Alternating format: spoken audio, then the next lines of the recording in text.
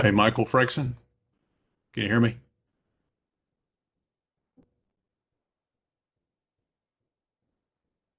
I can hear you, John. Okay, thanks, Jay.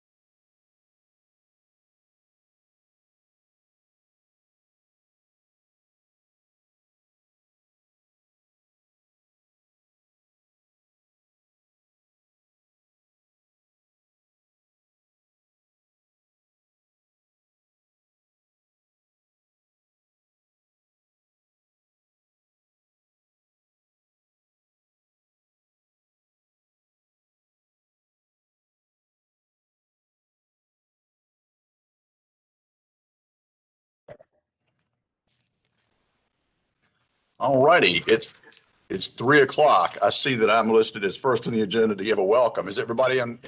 Let's see, is Camilla, you on board? Camilla?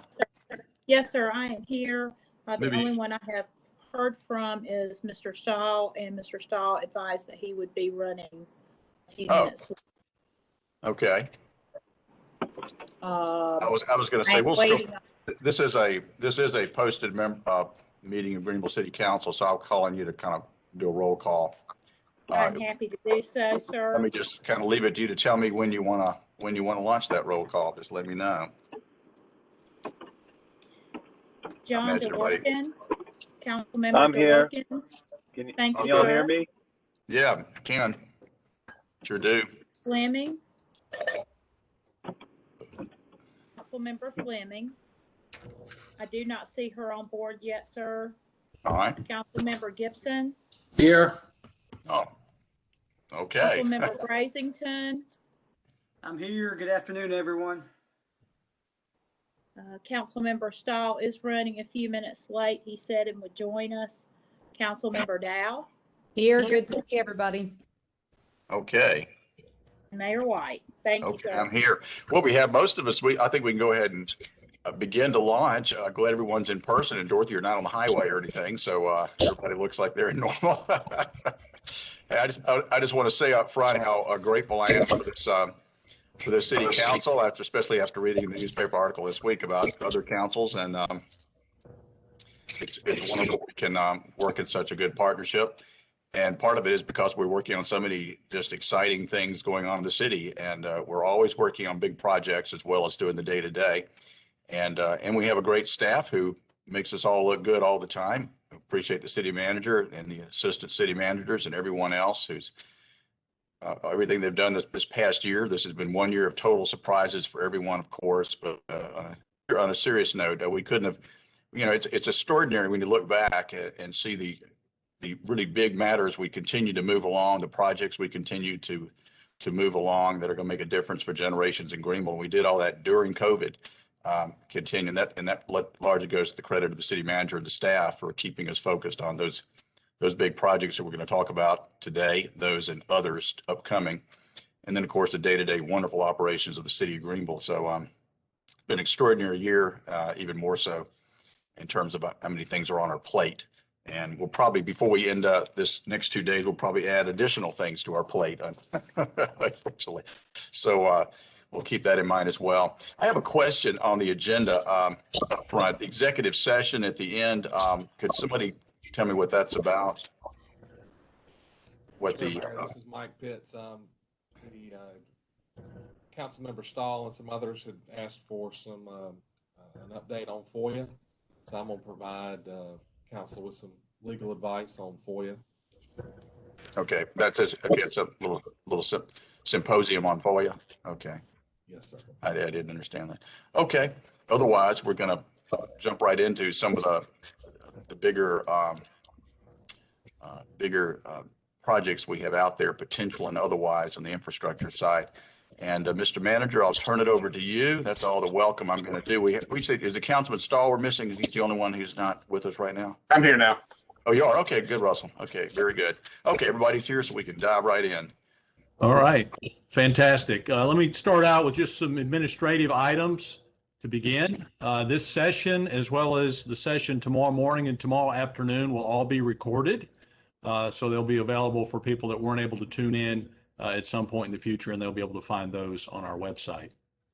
So good afternoon, Mayor and Council, and welcome to our 2021 annual retreat. It's hard to believe that it's been a year since we last did this just down the street from City Hall. It's a little bit different this year, obviously, but we have, I think, as an organization, have adapted really well. And to the Mayor's point, I think we've accomplished a lot in 2020. We're going to touch on some of those things over the course of the next day and a half. And more importantly, we're going to focus on what's next to come. So this council retreat is really an opportunity for us to come together without distraction and focus on our future as a community. And that's a really important thing. And every leading organization has a strategic planning session to do just that. This gives us an opportunity to take a deeper look at some of our challenges and opportunities. There's a lot of opportunities out there I think we can focus on as we move into the latter part of 2021. And most importantly, we want to receive your direction on issues and topics of importance to Greenville. The retreat will also set the stage for a number of follow-on actions in 2021.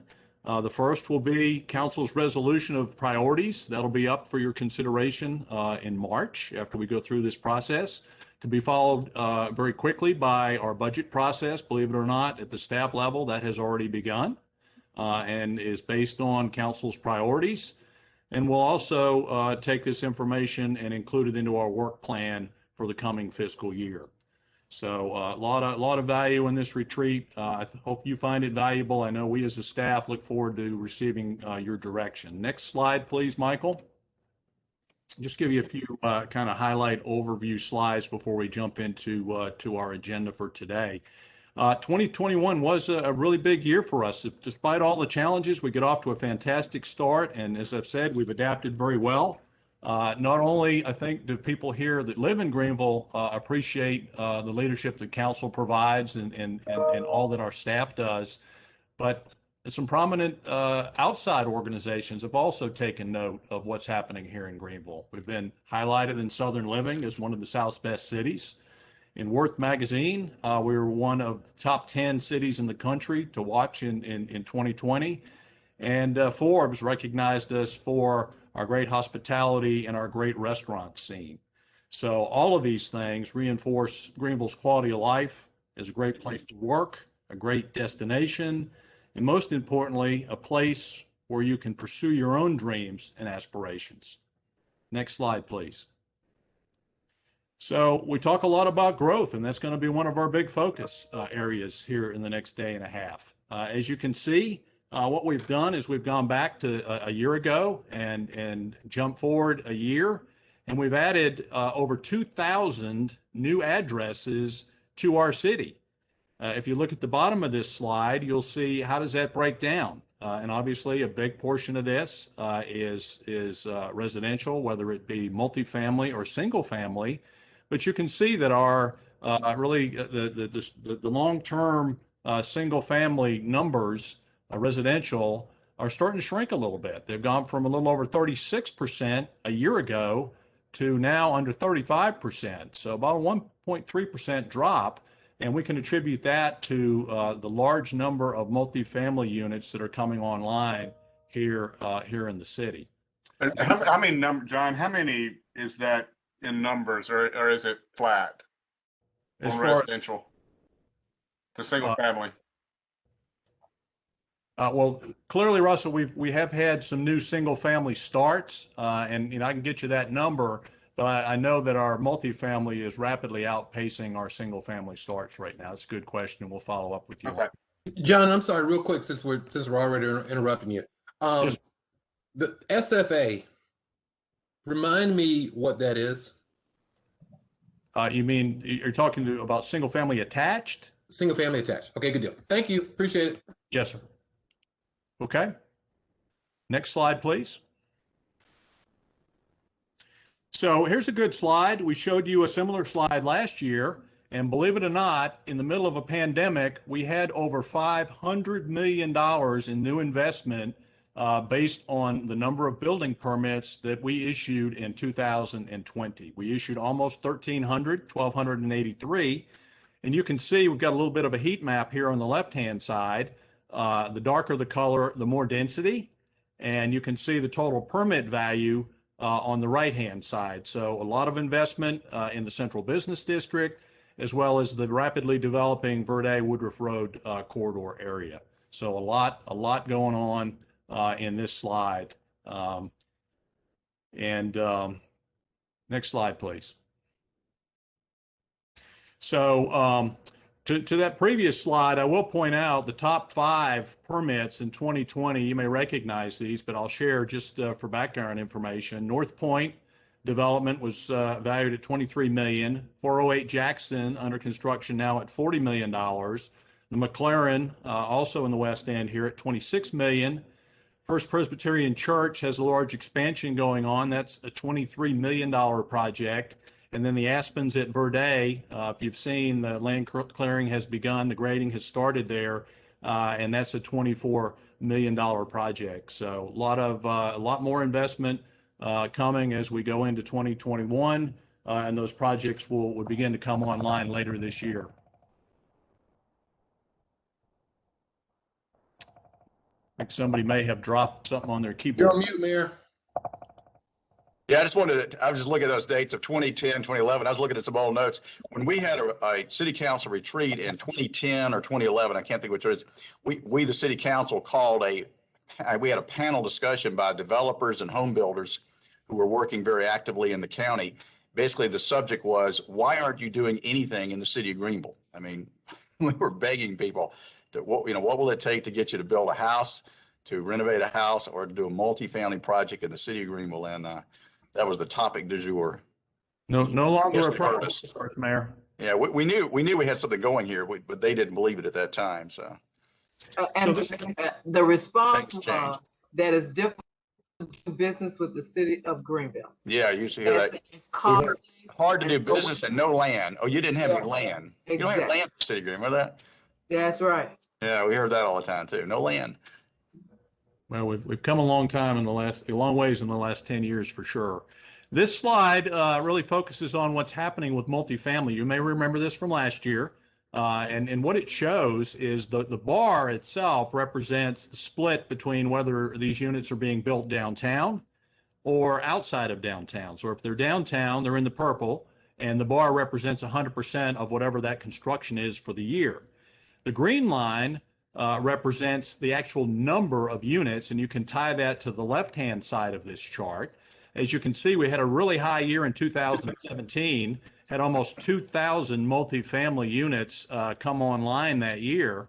And now look at what's happening. Under construction today, these are the last 2 bars on the far right-hand side of this chart. We have about 2,400 units under construction now as we speak, with another 2,500 in the planning process. So that's almost 5,000 new, multifamily dwelling units that will be coming online in the city over the course of the next 18 to say 24, 36 months. John, are those, when you say coming online, that means they are permitted moving forward? They're advanced, and I'd call on Shannon to help me with that one, but they're in the advanced process. They're from staff's perspective, we believe that they're gonna come along. Okay, and They're far that split downtown versus outside of downtown, is that pretty accurate for the under construction and planned? I Yes. think so. Yep. So Okay. you're starting to see in this case that there's more. I mean, this is almost probably 3 to 1 here in this case. Right, and there were none in 20, well, here we are, none, we don't expect any outside of downtown That's what the chart shows. this year. For this, That's actual, that's not, the 2021 is where we are to date, Dorothy. right, because we're at the beginning of 2021. Thanks for that reminder, Russell. But that means we don't have any outside of downtown in the pipeline for this No, year? Dorothy, if you look at the under construction, what will happen is, to Russell's point, as we get further in the year, that green dot in the under construction will come down and the 2021 number will go up, as Okay. well as the purple will become more yellow. A percent, less Because overall. we're so early in the year at this point in time. Okay, thanks. Hey, thanks for all the math tips, guys. You know, I'm new to that. Next slide, please. Hey, John, quick question for you. Yes. Related to multifamily versus residential, do we have a bar by which we set with other cities, or how do we know it's a healthy growth? How do we, I'm not saying it's not, I'm just saying, do we have a pulse on what a healthy mix is? John, that's a really good question. That's a question often asked in communities that are facing growth and development challenges. It was a question that I was asked often in my previous assignment before Greenville, which led to a significant change in how growth and development was managed in that community. Again, that's something for council to weigh in on. We'll get you the facts on that. There are certain rules of thumb. There are certain balances, and what we're seeing is a change in that mix, a rapid change in that mix. Nobody's saying whether it's good, bad. It's just the natural evolution of things as we sit here in early 2021, given our zoning code. We know with the comp plan, and we're going to talk about that extensively tomorrow, that there's some recommendations for how to concentrate growth and development.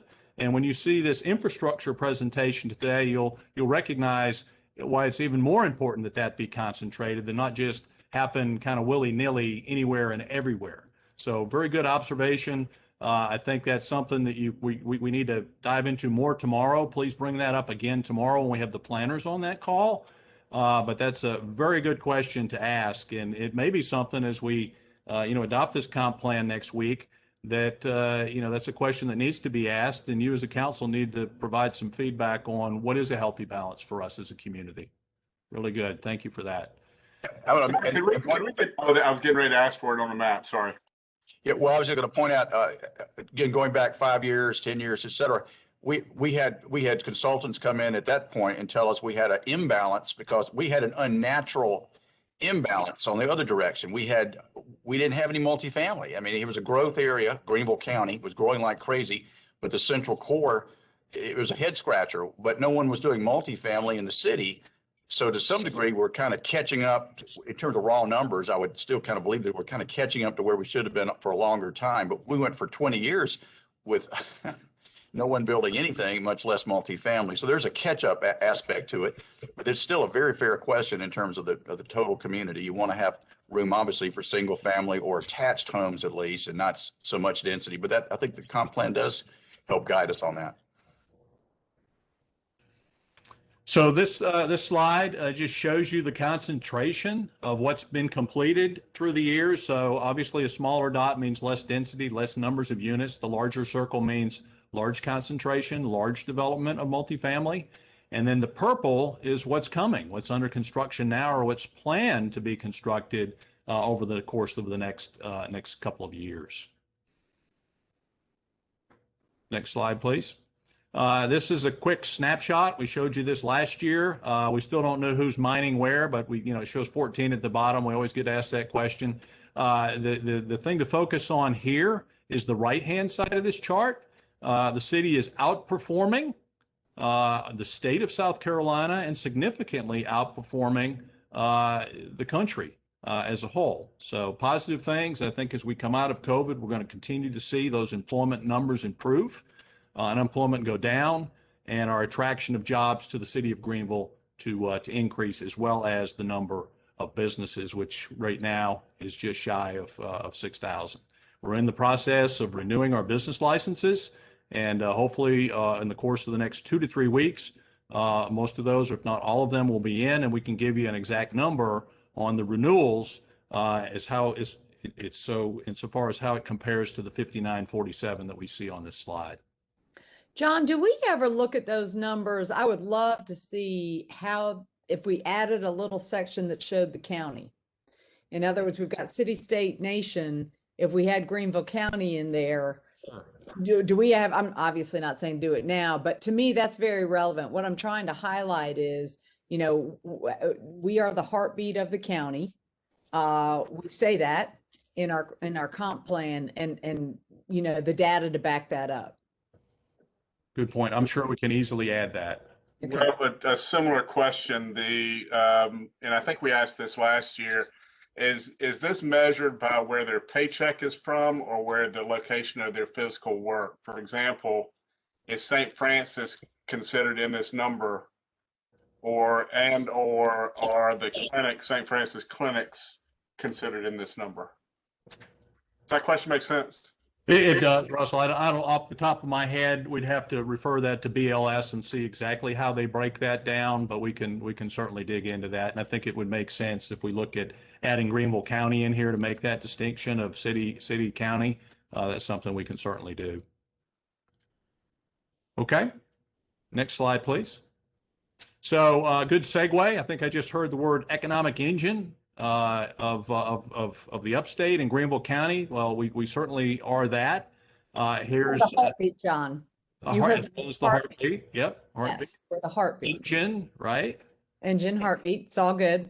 That's biology. I'm new to that too. Here we go again. A number of recognitions here. Redfin, number 8 for areas with the largest uptick in home searches, and we'll segue into that in a little bit, but that's really important. Condé Nast, as far as our number 6 ranking a couple of months ago, was really impressive. Number 13 by the Milken Institute for high tech growth for a period of time, and number 45. This one just came out. For 2021 ranking of best performing cities. That's a big number. If you think about all the thousands of cities in the country, and the fact that we're in the top 50 says a lot about what's happening here in Greenville, as well as it being a great place to retire. Top 10 list of places to come and retire with all the amenities that we have here. I'm surprised we made a definition of best performing large city. We're not large. So how did we hit that, John? Do you know? Yeah, it all has to do with their number of population, and believe it or not, obviously we're not a large city, but most cities in this country are less than 5,000 in population, so it's all comparable. Certainly all comparable. Wow. Next slide, please. So along with all those accolades is the opportunities, and we talked about this at the opening. What are those opportunities, and how do we capitalize on them? MC, which is an economic modeling and analysis company, puts out an annual talent attraction scorecard, and this year's focus really was on mid-sized markets. They now make up more than half of the top 100 markets for talent attraction across the country. We've talked a lot about that as it pertains to economic development in Greenville and our focus on that. And you can see a lot of it's concentrated in the Southeast. Florida, highly represented here, but South Carolina too has a number of communities. I think we've got 5 on there, Greenville and Spartanburg, York being on there. Charleston, and I think Horry is on that list as well. So we have an opportunity, and there's a neat quote that came out of this, and I'll read it just for people that may not be able to see it. And it says, "Those counties who have seen a continued rise in the rankings can confidently say their approaches are working. But as stated earlier, 2020 has been a year unlike any other. And while many of the tactics used will continue to work, the pandemic will require major strategy shifts to keep the momentum going, stop a downward slide, or capitalize on the new trends in talent migration." Well, we're very well situated to capitalize on that in this area.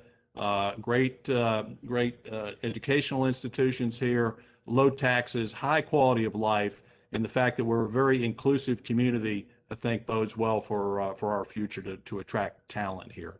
Next slide, please. You all have spent a lot of time after we did our retreat last year working on these priorities, wordsmithing them to get them into the shape that ultimately you adopted them by resolution. We'll ask you to do the same thing this year. This is what we're starting with, your top 10. We're going to have sessions on 2 of these in particular, several hours. And then our last session will be focused on the other priorities and work plan focus for the remainder of 2021 in our final session tomorrow afternoon. Next slide, please. So here we go. This is our agenda for the next day and a half. Today, we will focus on infrastructure and facilities.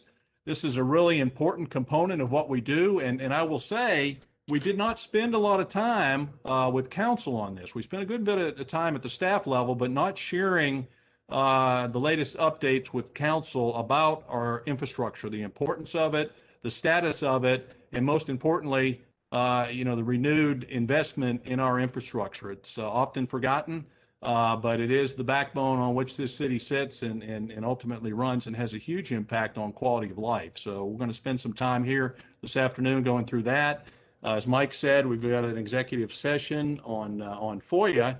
And then in day 2, we'll start at 9 o'clock tomorrow morning.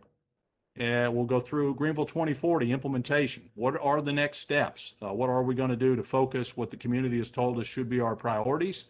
And then in the afternoon, we'll take a little break for lunch. We'll come back and we'll review the council adopted priorities in the annual work plan.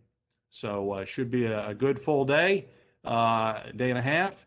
And then we've got a number of other items that I know are of interest to you as a council scheduled for upcoming work session. And we're going to set aside an entire work session on Unity Park coming in March to focus on that current phase, as well as proposed phase 2 and things to consider on that, as well as other items that council has interest in. Next slide, please.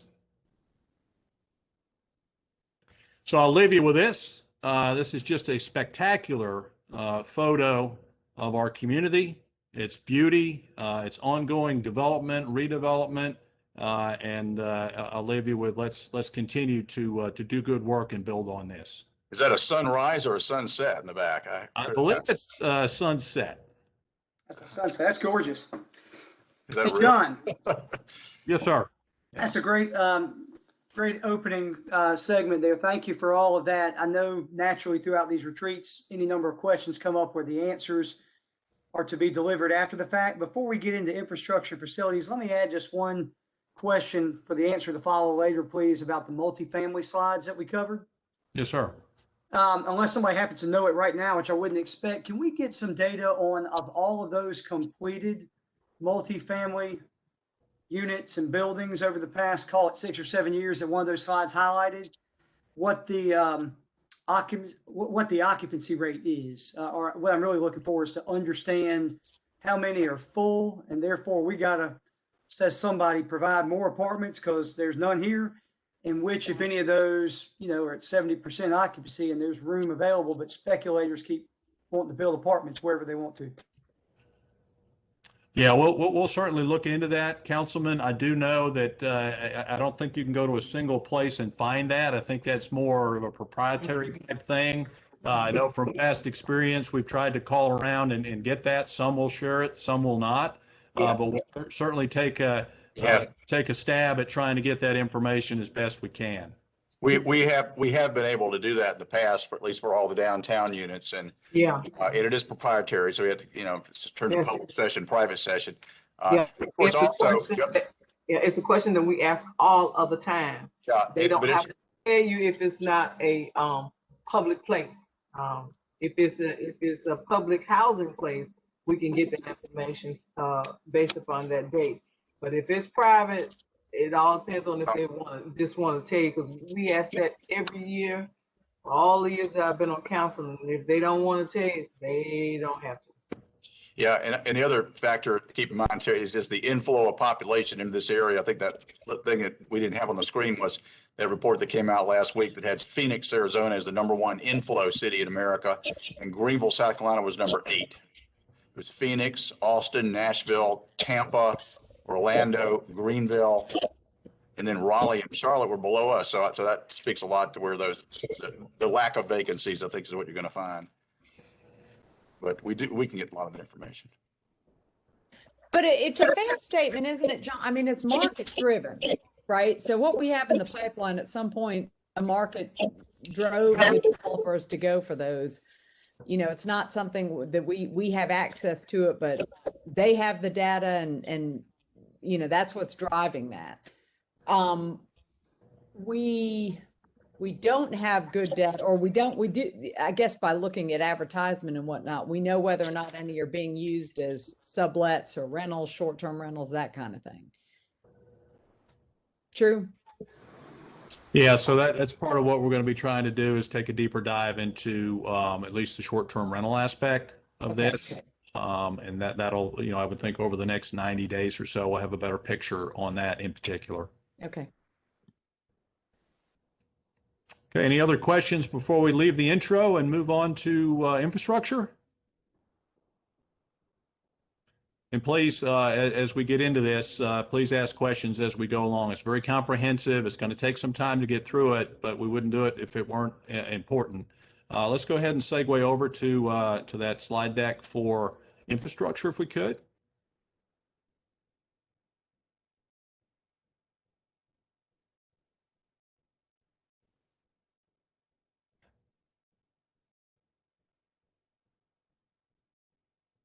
Okay, next slide, please. Okay, well, I'm going to tee it up and then I'm going to hand it off to our very capable team. And I do want to thank, the staff worked hard to pull all this together. And I want to thank our staff, our department heads, all their teams for their efforts. And our GIS group did a phenomenal job of on short notice pulling some of these update slides together for us. So I want to give a big shout out to them for their excellent work. So why is infrastructure important to us? Well, this is something, over the course of the past several years, the GFOA and the Government Accounting Standards Board started to require governments to put on their annual financial reports their infrastructure. Why is that important? Well, we own about $380 million in capital assets right now. And what happens is those assets depreciate over time. We break them down into a variety of categories: infrastructure, buildings, improvements in other buildings, land, and then vehicles, furniture, and equipment that have an expected life expectancy of probably over five years. Why is this important? Again, is infrastructure in disrepair, or that devalues faster than depreciation, is a signal to the bond markets that a community is likely to experience financial challenges in the future due to the cost of unplanned asset replacement. And what does that mean to us? Well, we have the best and cheapest borrowing costs on money right now because we enjoy a AAA bond rating.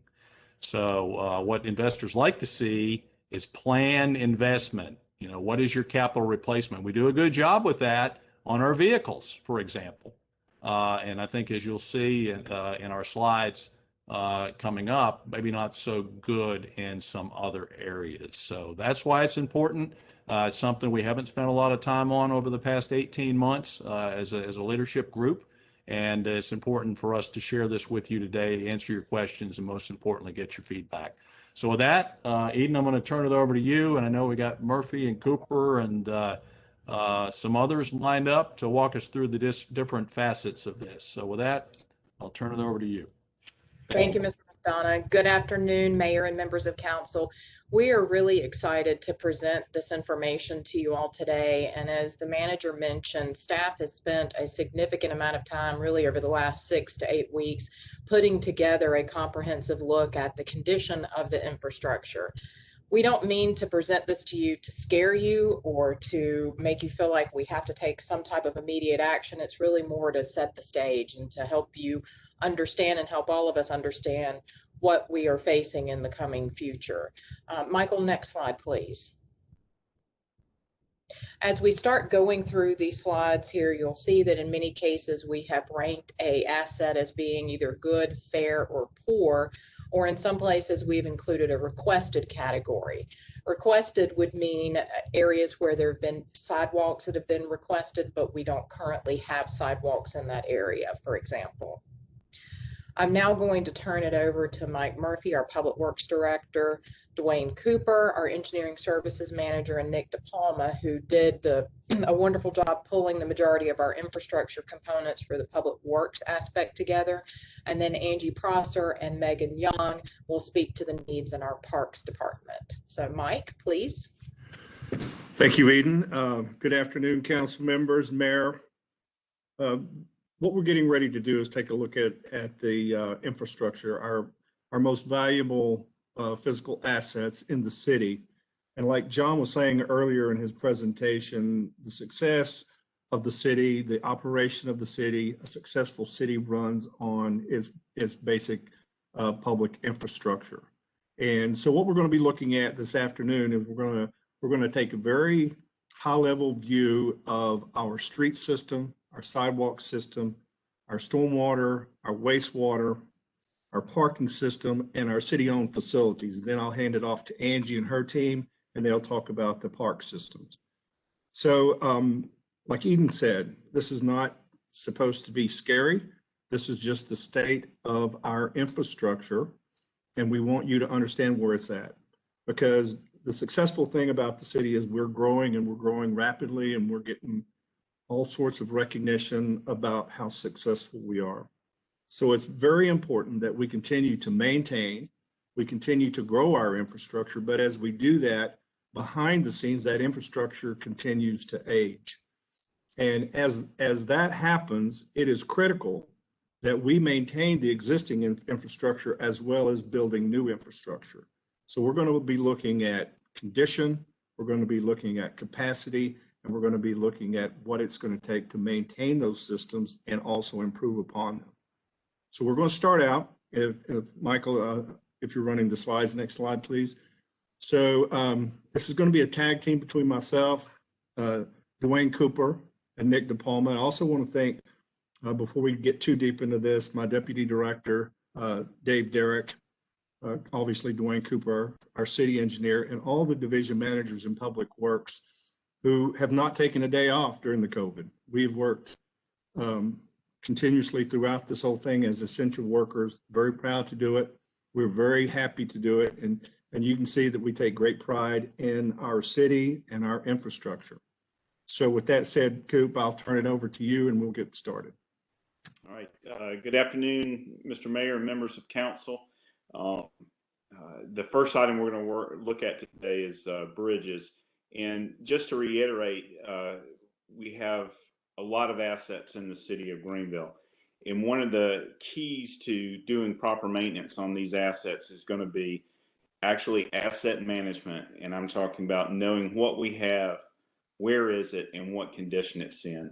And a lot of these assets, we do have that information. And you'll see on the left-hand side of some of these columns where we have the good, fair, and the poor.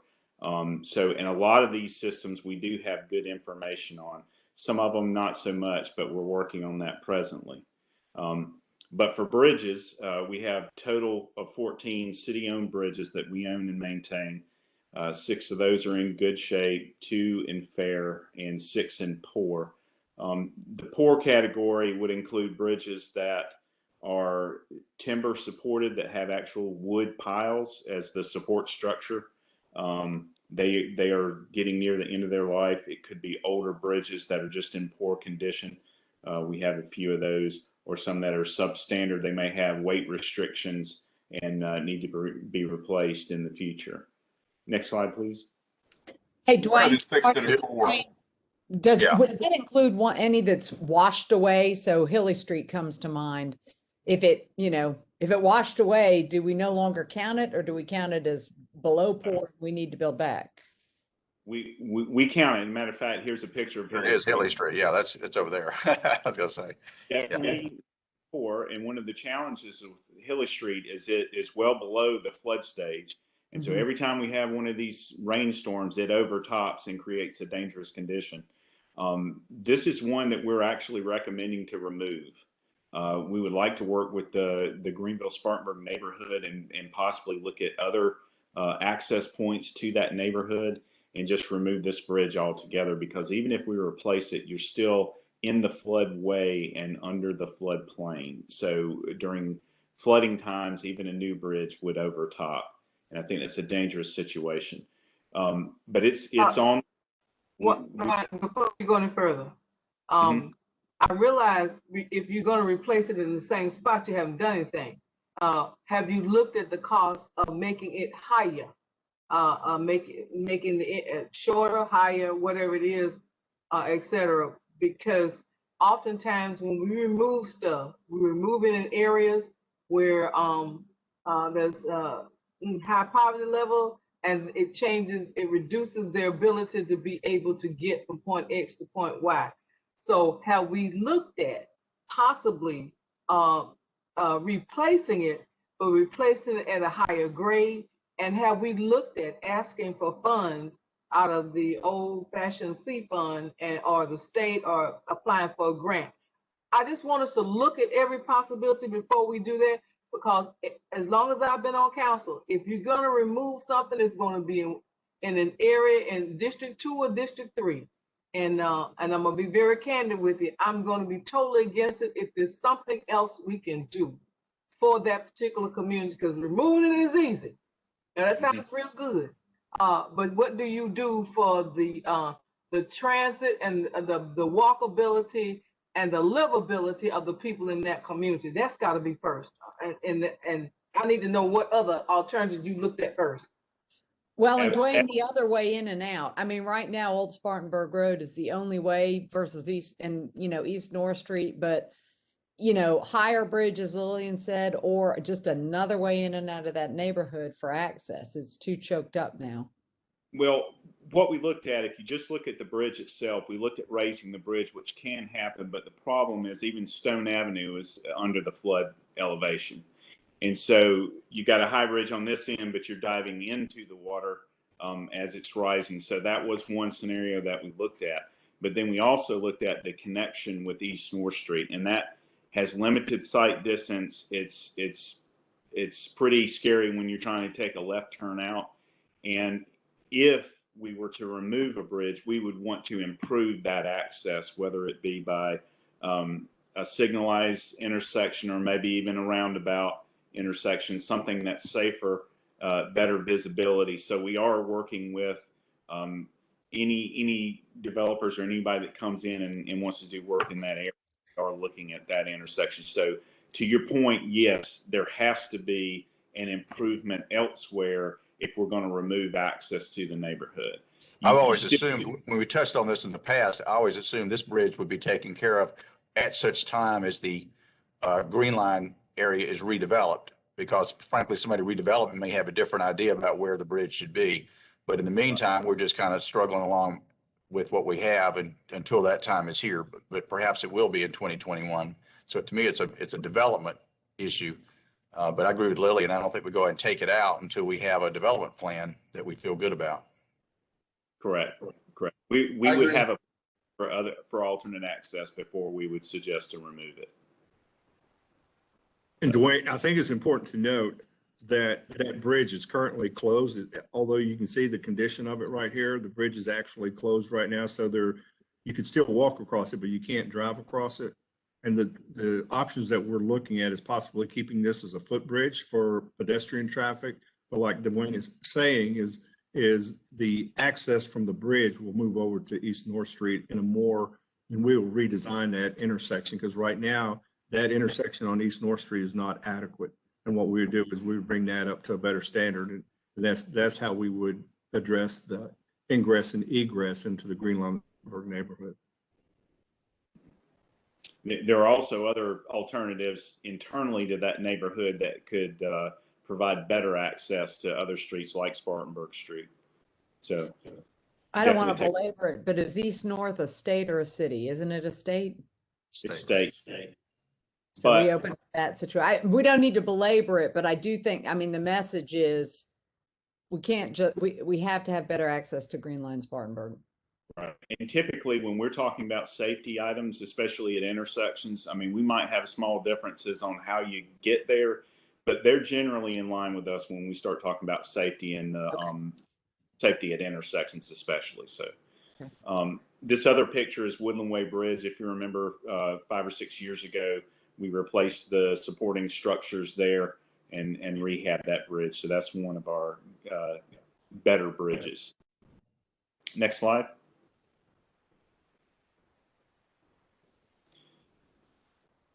And I'll let Nick talk about some of the SCDOT items. Good afternoon, Mr. Mayor and Council. I'm Nick DePalma, if any of you haven't met me. You'll see with most of our infrastructure items that there's a SCDOT counterpart where they own certain items just as we own certain items. Typically, they own the big flashy ones or the ones that get the most traffic, the ones that get the most eyes on them. We do not currently put any funds towards maintaining their assets, nor are we particularly saying that we should. We're just giving you as good of a picture of their condition as we possibly can. They're a very big agency. They don't have as good data as we do. And the other caveat I'll throw in is that when we start saying good, fair, poor, the city's standard of good, fair, poor might be slightly different than what SCDOT personnel might call good, fair, poor.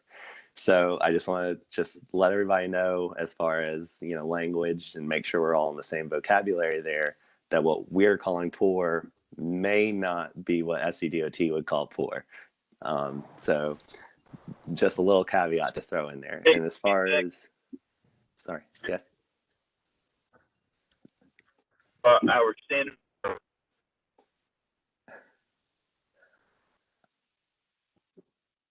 I believe I heard you. Our standards are higher than SCDOT's generally. Yes, sir. Nick, are these qualitative or quantitative measures? Qualitative. So if you're looking at poor, you're saying, this item is something that is falling apart and is in dire need of being fixed. Fair, it needs maintenance very quickly or will be falling apart soon. And good, generally speaking, it's either brand new or in some cases it needs some preventative maintenance. Maybe if you think about the old car analogy, where you got to get an oil change in your car every so often, even though it's running well. So it's just the same thing with our infrastructure. And Nick and Dwayne, do we have, even if it's for internal purposes, in our categorization of poor, are they all created equal, or do we even look at it as poor plus, or poor plus plus? Out of those that previous slide, I mean, we have a ranking order within the poor category, right? It is relative. I mean, obviously, if it's near collapse, it's going to be a higher priority than something that's maybe needing some type of maintenance. So we look at safety as one of the leading factors, but we don't necessarily have those ranked right now as to what it is. But as funding becomes available, we'll definitely look at what the needs are and rank those appropriately. When you're dealing with 14 bridges, city infrastructure, I mean, those are pretty easy to rank and pretty straightforward. It gets a little more complicated when you start looking at other items such as paving, where you have so many different assets. Right. Each infrastructure item is different, but in a lot of cases, we do have a prioritized list already. In some cases, we're working on one. But bridges is one that we do have a pretty easy list to look at. So it's kind of easy to say, this is the first one we'd want to tackle. SCDOT maintained roadway bridges. They're actually doing an assessment currently. So we have a in progress data set to pull from. So this isn't 100% true to what it might be in a few months, but this is our best estimate based on what they've done so far. So this is just a snapshot. You'll see they've got 12 there that would be considered poor, and their bridges are also much larger than ours, and they cost more to fix or replace. So that's why you'll see a larger price tag here than you did on our previous slide. And we can go on to the next one if everybody's ready. Hey, Nick and Dwayne, question for that and the previous one that was Dwayne's slide. These costs to replace or repair, plus or minus 20%, plus or minus 10%, what would you say? I'd say those bridges on the city side are plus or minus 20%. I mean, they're estimates right now until we get in and start really looking at it and looking at how we would replace a bridge. That's when you really get the good cost data. Right now, we're just estimating. And when you do that kind of estimation, do you do it, presuming doing it in-house or presuming outsourcing 100%? I'll say it depends, but typically if we can do it in-house, like Old Sulphur Springs, that was in-house, was it not, Nick? Didn't you put that together? I put everything together, but we did outsource the construction. Correct. Is it a fair statement that in-house it's going to be cheaper? It's just a matter of if we have the capacity and the expertise to do it. Correct. Generally, it is a little less expensive. We have folks, that can do that. For instance, Nick put together the design of the bridge and the components that go into it, did the bid package, and then we had a contractor come in and construct it. Some of the bridge items are modular, so we can follow DOT specification and put it together. If it was a true bridge design, that might be something that we would get a consultant to help us with. So if it was a bigger bridge, we may consult somebody.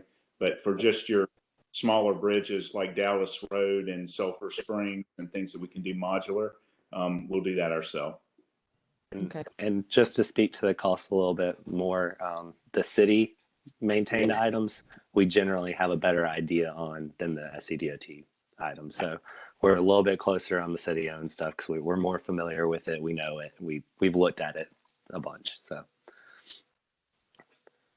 All right. You can go to the next slide. I'm sure we'd all like to have the list of the actual bridges we're talking about here, maybe even a picture, so we can all check it out. I'm sure the council members, single member district members in particular, would like to know where they are in their district. State bridges as well as the city. Yes. Sure. We can come up with You're a that. mind reader. I know we're visual. We want to see. you are. You're teasing us when you're saying there's 12. What are they? We have a list there. That slide's hidden. We've got about 90 slides to go through, but we do have all that information. I know. You can pull it up now if you'd like to see it. We can just give it to us later. It's fine. All right. We'll move on to one of our biggest assets, is our roadway system. 259 centerline miles. That means regardless of lanes, that's 259 miles of roads. This year we had $1 million to do for our resurfacing program. As far as our network, 28% is in good, 47 in fair, 25 is in poor.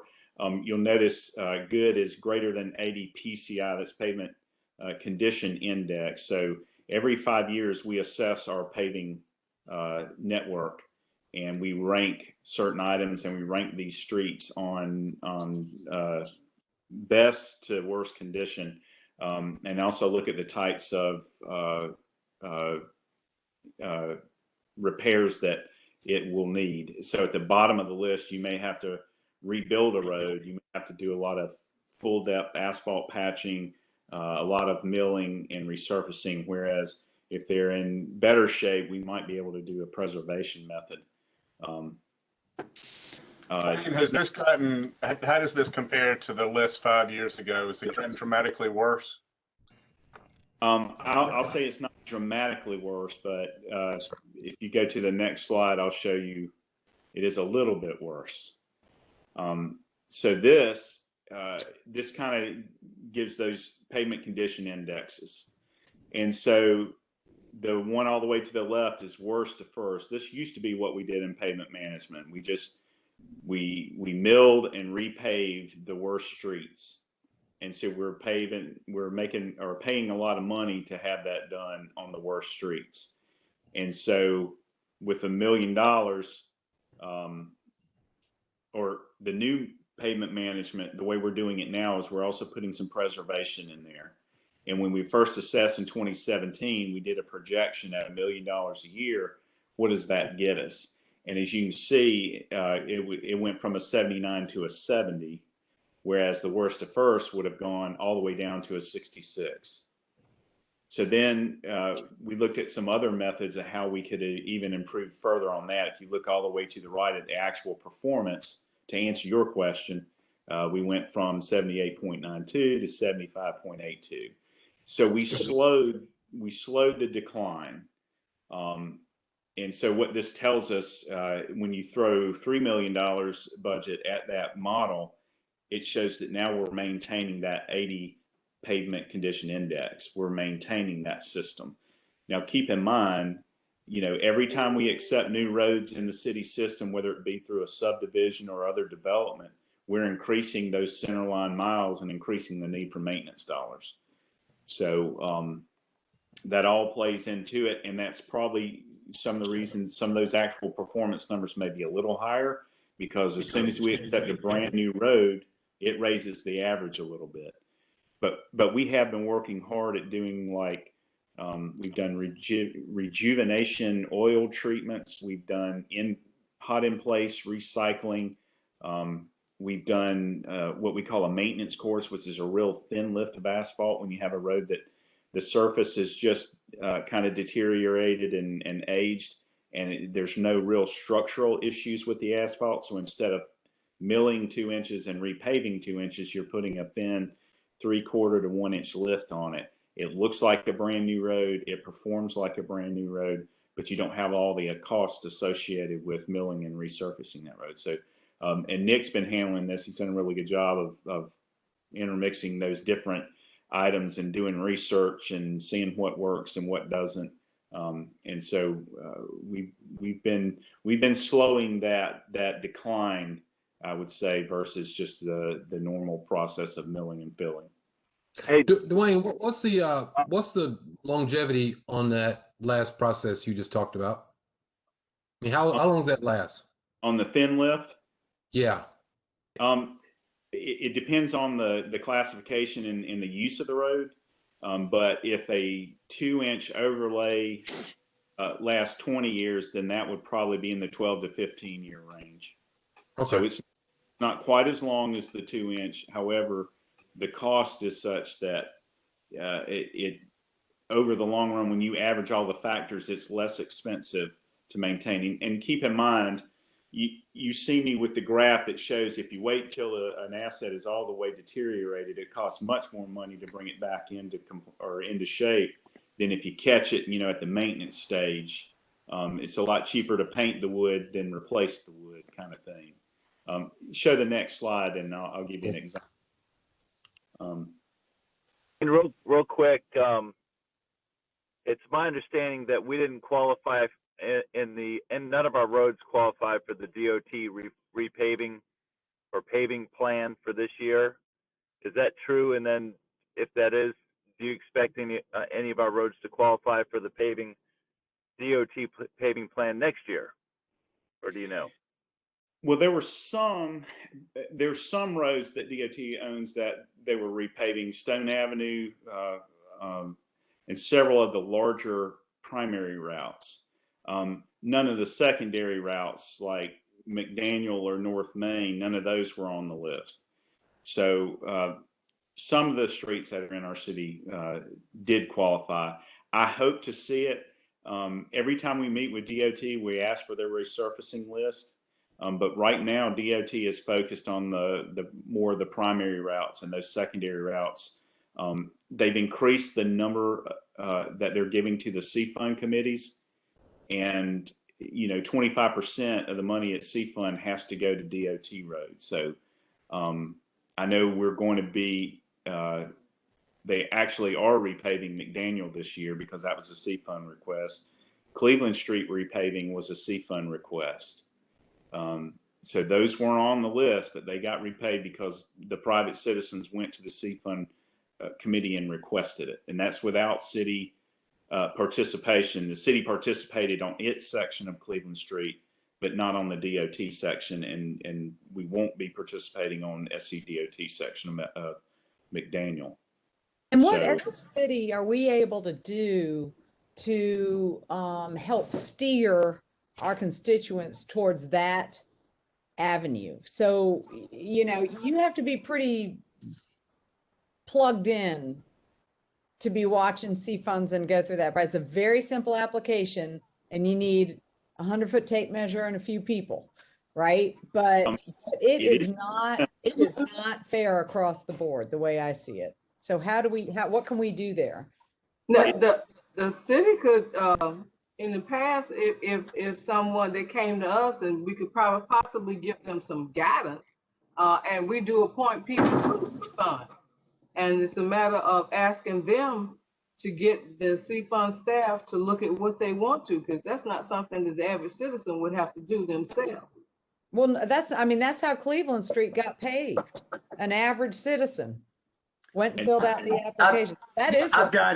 I've guided constituents several times over the year to go to C Fund. Some have, some have not. Yeah, because we've guided them and had them to ask the staff to work it up for that particular program. Yeah, it's just a matter of they have to go. Yeah. So Dwayne, what do we do? I think it's just encouraging them to go to the meeting and listen and make requests.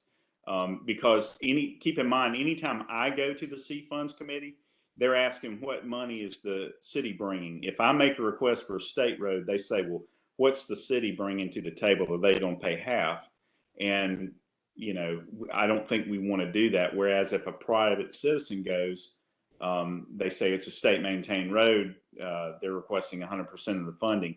And that's what happened with McDaniel and with Cleveland Street.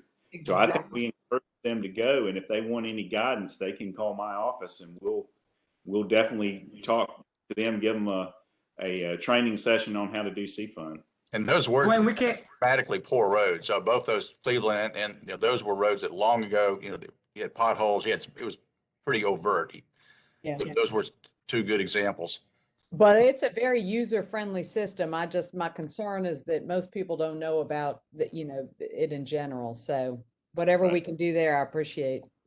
Dwayne, would that be correct in my assumption that the SCDOT road takeover program of late 2019 is as dead as it seems? I have not heard any information about that. I would say since 2019. That may even be the late fall of 2018. I mean, it had a lot of promise for the very short period of time it was out there, and then it seemed to quickly fade away. Yep. That's because they have to fix them before they can give them to you. I thought they gave you the money, let you fix them. Not enough. Not enough. Yeah. But we were expecting some money but they didn't proceed with the program. Right. I think they funded it with $10 million statewide, and they had $120 million worth of requests. Yeah. But they backed away a little bit. Yeah. We're not Rhode Island. Yeah, it would still be a worthwhile program. But again, you're really talking about funding. That's the key, is what funding mechanism do you have to maintain those streets? So on these pictures, the left side is a picture of a road that's kind of deteriorated past a certain point. You see the crack in that picture. The upper part of the picture is a 2-inch mill, and the lower part of the picture is the 4-inch mill, which means that crack went all the way through the entire pavement section and down to the subgrade. And so that's when water starts entering the subgrade, and that's when you have to do full depth patching or other expensive fixes in order to resurface that road. So this is what we talk about when we're trying to catch it up here at the maintenance level instead of the replacement level. And this particular section of pavement is at the replacement level. And then, of course, at the right, you'll see the after effect of repaving and resurfacing on Verde Boulevard. All right, next slide. Right. So as you guys have probably noticed, DOT maintained roads are kind of a theme here, that they're the roads that get the eyes, and they're the roads that get the most requests. So that's one of the things that I kind of wanted to point out on this slide. They've got a lot of major roads in the city of Greenville. They've got the widest roads, they've got the biggest roads, they've got the most truck traffic. So they've got the biggest ones that the most people pay attention to. And if you look at this thing, they've got 65% of them would be what we would consider poor. So the cost to replace or repair those isn't even apples to apples to what most of our roads are. So if you go to our roads, they see one garbage truck a week, maybe a moving truck here or there. If you look at their roads, when you go to Academy, they're getting trucks daily. So not only are there wider roads, but they're also getting more damage to that subsection. So when you go in to repair it, you have more base repair to do, which that's the expensive part of paving. So the expense just creeps up on you, and it doubles when you start talking about their network. And they are, as any government agency, short on funds, but they're doing what they can, but they are behind. And so that's kind of the picture we wanted to paint here. And I do apologize for my voice. I'm kind of battling a cold here, but. Hey, Dwayne and Nick, notwithstanding, infinite need and finite resources, do the two of you have confidence through your regular meetings with your SCDOT counterparts that we're at least getting our proportionate, quote unquote, fair share? Is our high percentage of poor roads comparable to every other municipality? I think they split that up either at the county level or the district level. And so they've got ways of allocating those resources. Now, given the county, they're going to rank them in the county or the district by what they see as priority one. It might be 123 out in the county. It's Wade Hampton Boulevard out in the county, and pieces of that might be in the city. But as far as the overall program, I know they have a very detailed way of distributing those funds and ranking those roads. And typically it'll be by volume, traffic volumes, size, age, that kind of thing. It also varies by whether they're federally funded routes, such as US 29 Wade Hampton or US 123 Academy Street, versus a non-federally funded project, because they get matching federal funds for those primary routes. And I do think they're doing the best that they can with the resources they have. The district folks are pretty good, and they know the roads just as well as we do. Their office is on Pleasantburg. So I think it's another one of those things where it's a resource thing. And they are putting more of an effort in. If you've noticed the last few years, they are paving more roads than they were 5 years ago. So that they are trying to do better, but it is still a resource thing for them. The South Carolina gas tax, we all remember that debate just to get that. But yeah, they did Wade Hampton Boulevard, 385. Now Stone Avenue coming up. So the gas tax is, very conspicuous, big roads. We had some progress there. Just they have a lot to do all over the state. Yeah. How much does, just circling back to the theme of the start of this, the fact that we are the heartbeat of the county, in the largest county in the state, how much do we use that to leverage and do we get anywhere with it? It might be a John McDonough, John DeWorkin question, but Yeah, Dorothy, I was just kind of laughing at not at your question, but at the line of these questions, because every community, every county, every town is having the same exact conversation about how can we fair share. But we're actually, you know, it's interesting. There's obviously an act in place that Dwayne can explain, but it's supposed to be pretty objective, and I think it's a lot better than it was 15 years ago. Absolutely. But I'll say that no one is feeling sorry for Greenville. Everyone thinks that we got plenty of money, so it's a tough argument. So it kind of works against us that we're the heartbeat of the largest county of the economic engine of the state. That's worked against us when it comes to getting our roads fixed. Yes. It works against us all over the state. I used to be president of the Municipal Association of South Carolina. Trust me. You go into any meeting, and if they know that you're from Greenville, it's a smirk and you don't need our help. So Dorothy, we got to stop using that line. We've already used it 3 times. Sorry, I just, I'm willing to come in and keep asking. Because it's like you're bragging. Why do you keep, if you are, you are. I'm just saying, let's just, that's just the way they act. That's all I've learned. Unacceptable, says John DeWorkin. Yeah, let me bring it down to the county level. This is a good bit of history here. So it used to be that the city of Greenville and every city I know of in South Carolina hardly ever spent any money, any general fund money of property taxes on their roads. When I came in as mayor and Lillian, we weren't spending any general dollars on our roads. Now, how is that? That's because in South Carolina, the counties received the gas tax revenue, or it was the license revenue, and each county would apportion that money to the municipalities for road paving. And believe it or not, the city of Greenville, the only road paving we did was whatever we got from the county of Greenville. And that's done by a formula.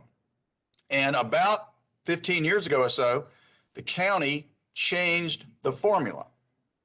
And that's where I'm going to leave it to Dwayne and them to pick it up from there. Let's just say we were abruptly water thrown in our face because the city of Greenville within Greenville County gets a very, let's just say, arbitrary amount of money.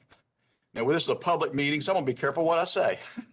But it's an arbitrary allocation from the county to the city of Greenville.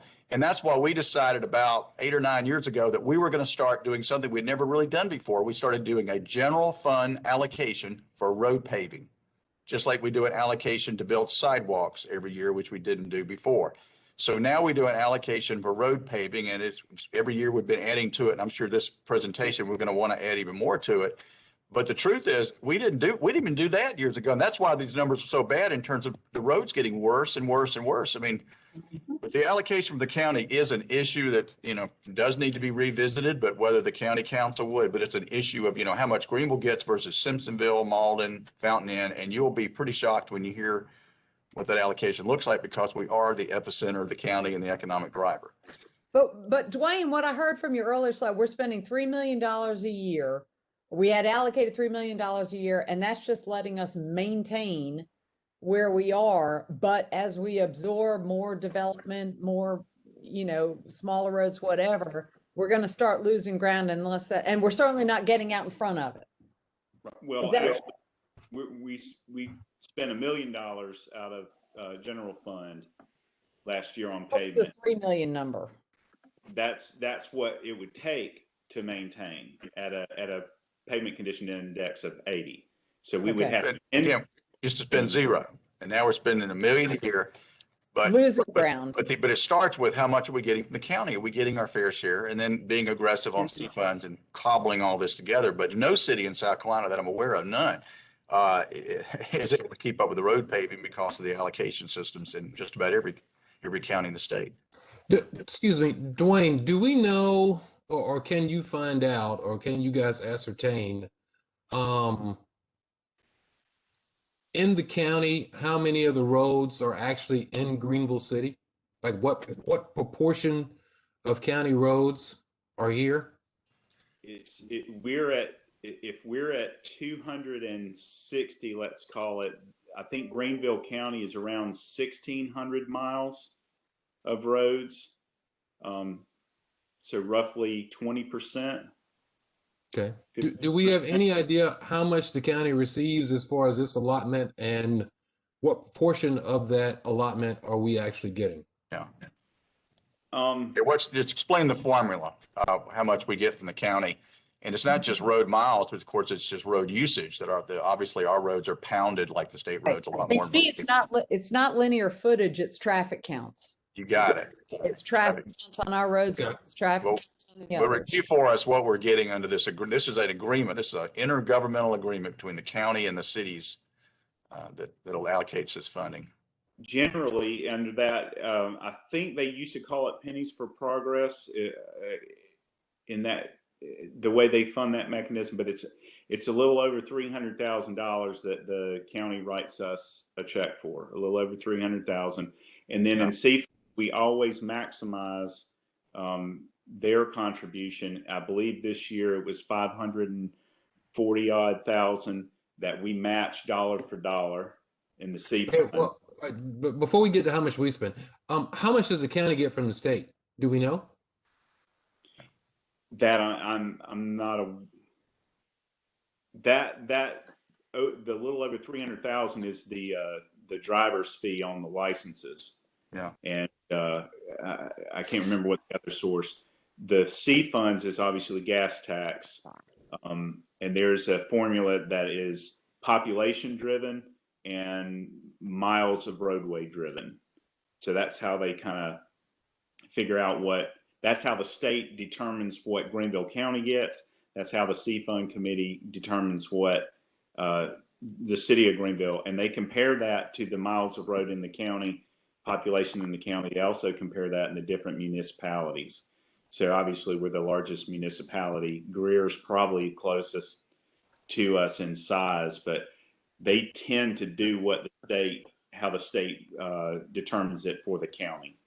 So sorry to interrupt. I just pulled it up. Yeah, don't confuse the C funds with the road tax money that the county, because it's an arbitrary allocation, and we get treated like we're Mall and Simpsonville is what I'm trying to say.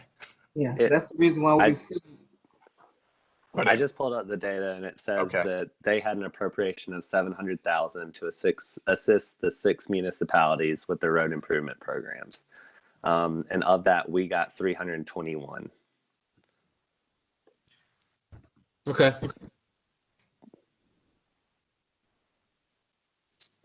All right. Next slide, Michael.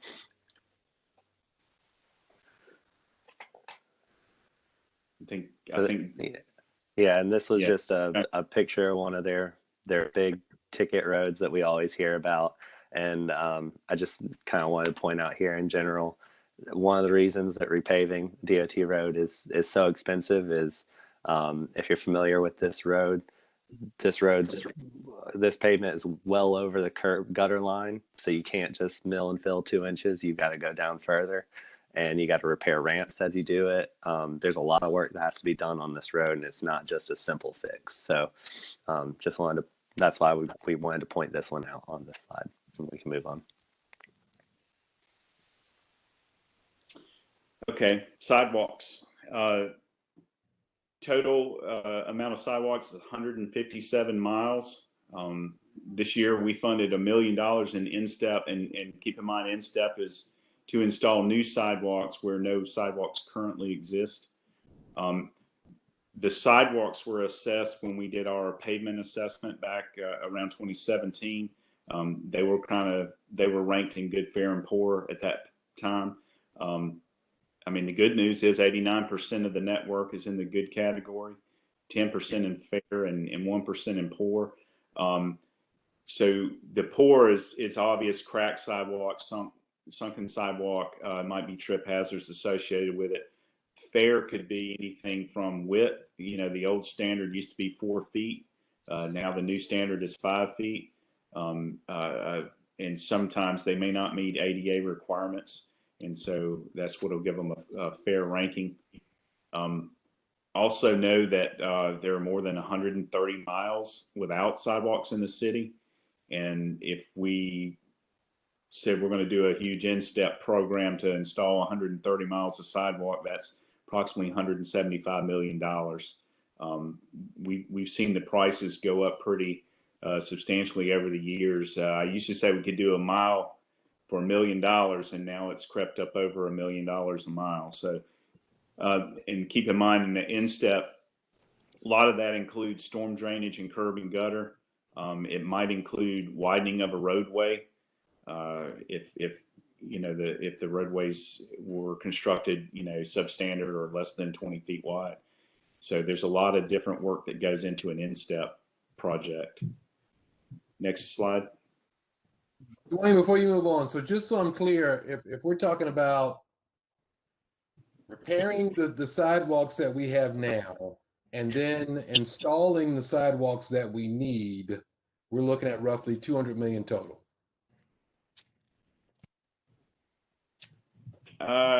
Yes, that would be if you want to say every city road has a sidewalk on it, and the ones that are already there, we're going to repair them into good condition. Yes, you'd add 22 million plus the 175. Yeah, but what you find when you break it down, there are lots of places you don't need sidewalks, or there's nobody there to enjoy them. So that's kind of a false comparison. You don't need sidewalks everywhere. Do we have any idea? I mean, have we assessed the roads to determine where we need sidewalks and where we may not? We've got the in-step rankings that put that criteria to it, and we've been in discussions. We're trying to look at what happens if we revise those criteria to favor more of the collectors. So we do have a good idea what roads would benefit greatly from sidewalk. For instance, Clark Street, that connects up through the new neighborhood there and goes up to the Sterling School. It also on the backside can connect to the Swamp Rabbit Trail. So that one ranked really, really high, and that's one that we're working through right now. Right-of-way is an issue, and we're working on that, but that's a great street to put a sidewalk on as far as connectivity next to that back neighborhood, across the creek, across the bridge, and into over there towards Pleasantburg.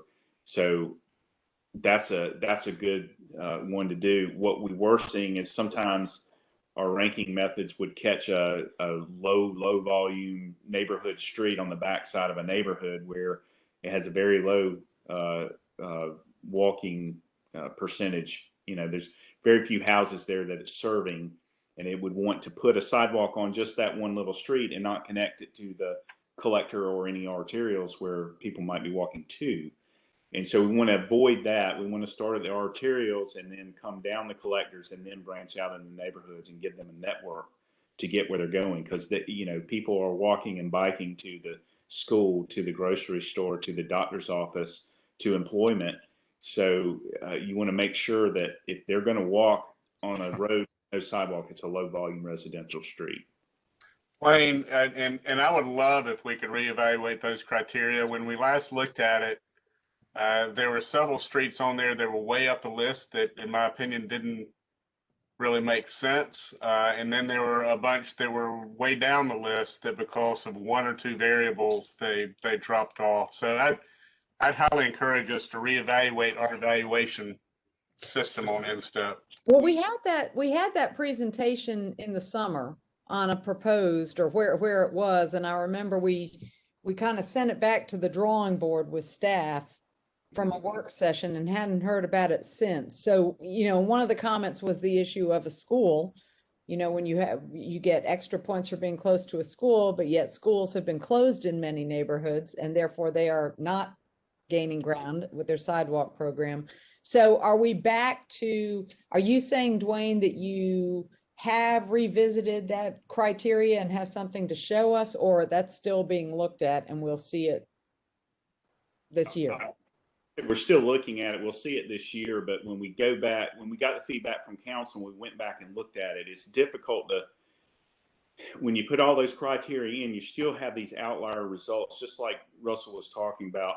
It's hard to make it all fit. And I think at some point there's going to have to be some type of judgment, whether it goes to the individual council districts or something like that, for somebody to say, yes, we think this is important. We think this one's can wait a few years. You know, somebody to make that judgment. We can do it in engineering, but our judgments are based on the right of way. You know, how expensive will it be? Do we have to do retaining walls? Do we have to buy right away, or are we going to push that sidewalk really, really close to somebody's front door? You know, we do it on those criteria. So I think the discussion, once we can boil this thing down and get to a place where we feel comfortable, is to represent it to council and try to get some feedback about that end process. How do we actually make that choice on those streets?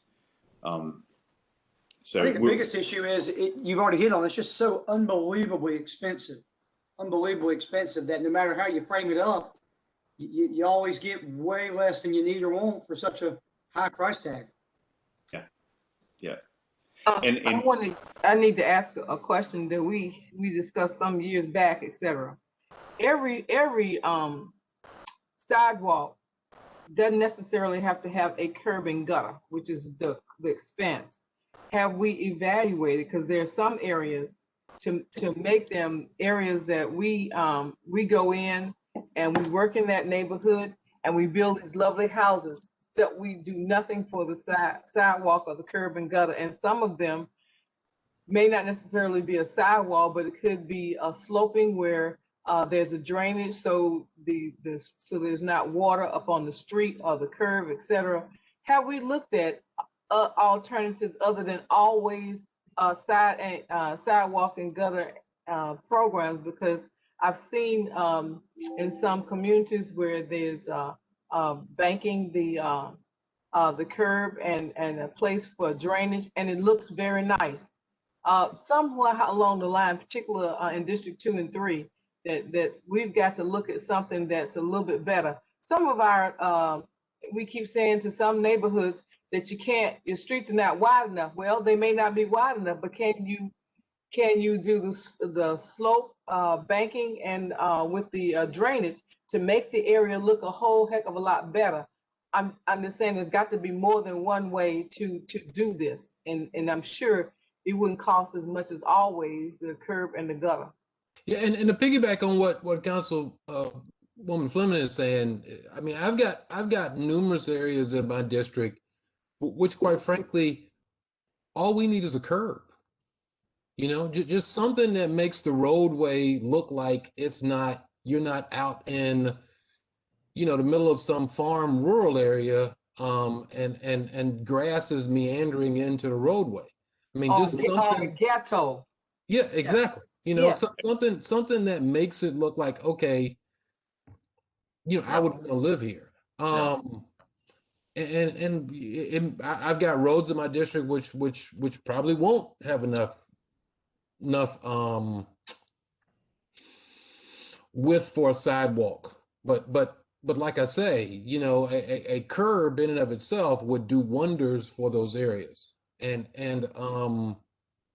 you know, if we can save money, or if I don't want to have those areas, I don't want to have those roads disqualified from us doing something because they don't meet all the criteria for a sidewalk.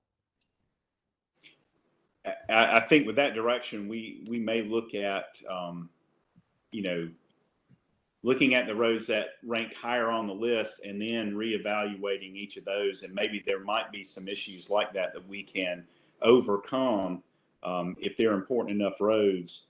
And maybe we can look at some alternative details like that and just doing curbs and maybe some storm drain infrastructure instead of doing the whole sidewalk. So we'll take a look at that and we'll get back with council with some ideas on that. All right, next slide. We've certainly done that in places, so that's not like it's completely new. Also, I do want to note we require developers now to build sidewalks. So when you have a new house built or a multifamily, sidewalk is now required to be built as part of it, and that that's kind of that has saved the city millions of dollars and given us I don't know how many miles of additional sidewalk, but we didn't do that in the past. Right. Right. With curb. So moving on to SCDOT, maintain sidewalks. I just want to kind of point out here on this one, SCDOT is not, their priority is not sidewalks. Their priority is their roads. So they don't have great data on it. And I'm also going to throw my first curveball in the format of the slides here. Our fair category includes roads that are just, the sidewalk is actually okay, it's just missing a curb on. So when SCDOT does install sidewalks, which they don't always do, but when they do install sidewalks, their standard is to put them right up against the back of the curb with no curb on.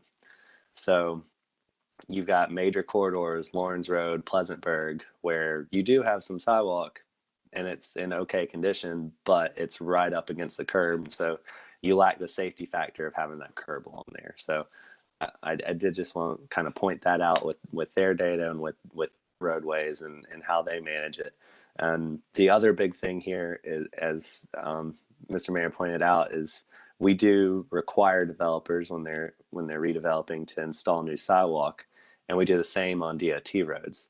And when we require them to put in a curb on, DOT actually has us sign a maintenance letter that we will maintain that sidewalk and curb lawn, because their standard is to not have a curb lawn.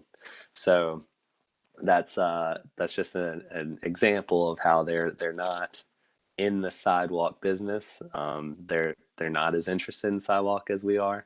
We're hoping that will change soon. They're supposed to be looking at complete streets and changing some of their standards in the coming maybe year or two.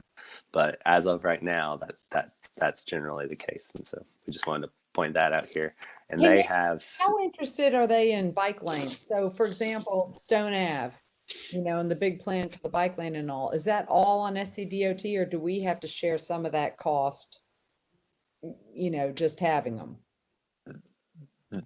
They would, as of right now, they are not big on bike lanes. It would have to be driven by the municipality. However, we have seen they are working on a complete streets set of standards. So we'll find out how that's going to change with that. We haven't had our meeting on that yet. I'm hoping that we'll have more information on that soon. But as of right now, they're more just reacting to us when we ask for bike lanes, or when we point it out. They don't have a bike lane program, as it were. Well, it's a big component of our mobility plans going forward. So Dwayne, I see you nodding. Well, just to reiterate, what Nick is saying is there was an actual, I don't know if you call it an ordinance or resolution by the DOT, but Secretary Hall did sign a complete streets document that states that they will be looking at more complete streets in their road design criteria. So I've been to Columbia and met with several of those folks down there, including the city of Columbia, Charleston, Rock Hill, Florence, and we were all saying the same things. Our council wants complete streets. We want bike lanes. We want PED. And so I would like to think that all that effort contributed to them deciding to take on a complete streets design effort. And so hopefully they come up with some good designs. And I know they're being a little bit more flexible with us. But again, typically anything that's not to their spec right now, they require us to maintain it, which we're okay with doing. But we would like to see more complete streets and get more connectivity, at least with our bicycle and PEDs on the DOT routes, because there's so many of them. And is it the sentiment, do you think, of them when you're saying complete streets? So I'm not sure what one person's complete can be another person's incomplete. Does Right. complete mean bike lane that's a protected bike lane? We certainly don't want sharrows or whatever the term, you know, I mean, what does a complete bike lane mean to SCDOT these days? Or are we waiting to hear on that? Well, we're hopefully input on that. And so my version would be it needs to be separated. It needs to be like on Verde where we did the 10-foot multi-use path. That's what it needs to be. The bike lanes in the asphalt, I don't particularly care for. I like it all to be separated or protected.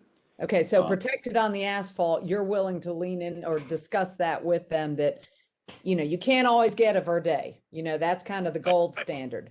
But if they're riding the bike in the street, it, as a minimum, a protection painting line, you know, whatever that width is, where that is their protection.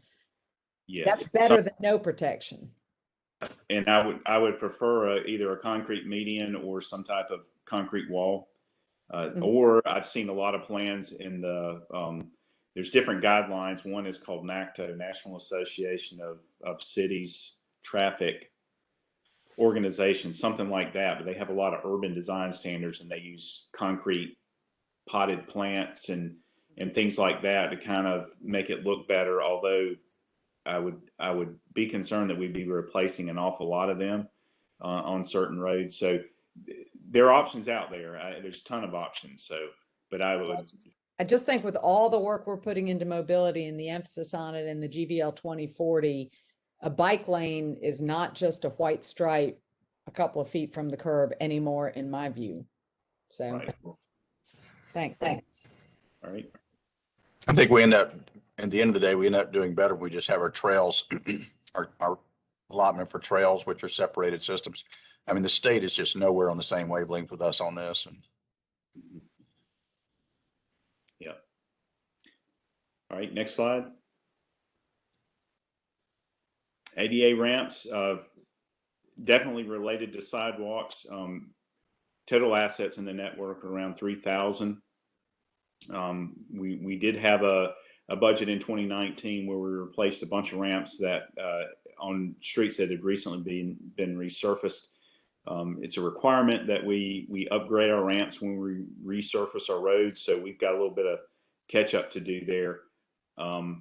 But again, we ranked our system when we ranked when we did our pavement assessment in 2017. So good news is 97% of those are in good shape. Fair is 2%, poor is 1%. The poor are probably damaged or non-existent ramps.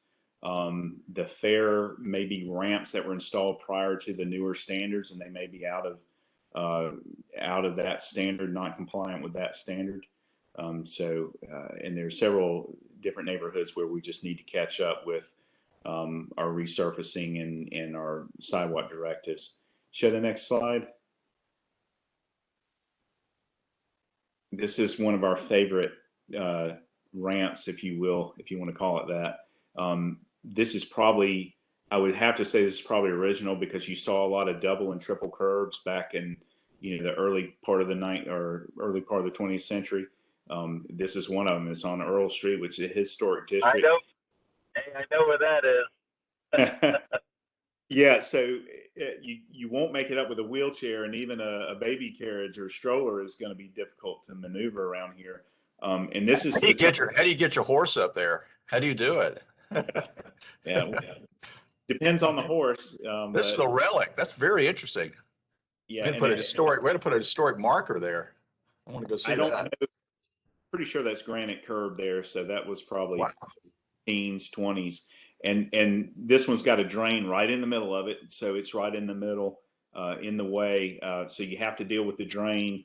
We'll have to put ramps here. You've got some height going up, so you're going to have to extend those ramps up and back. So this is while we've dealt with this many, many times, this is one of the more expensive ramps to do. But this is an example of what we're trying to get changed in our neighborhoods, make it more walkable and safer.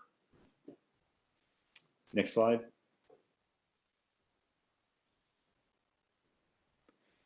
Guardrail, and this is something that we really didn't have a good track of until recently. We just started mapping this in GIS, and we did an assessment of it. 20% good, 32% fair, 48% poor, and then requested. We know that there are streets out there that probably should have segments of guardrail on. We will try to find those areas, pinpoint those areas, rank them, and do installations as we can. Next slide.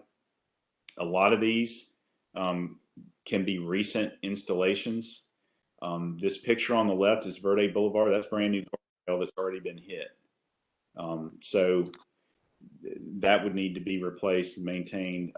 The picture on the right, University Ridge, this is old guardrail. The timber supports are no longer within specification. We use metal posts now. That one's rotting and going away, so that one needs to be replaced.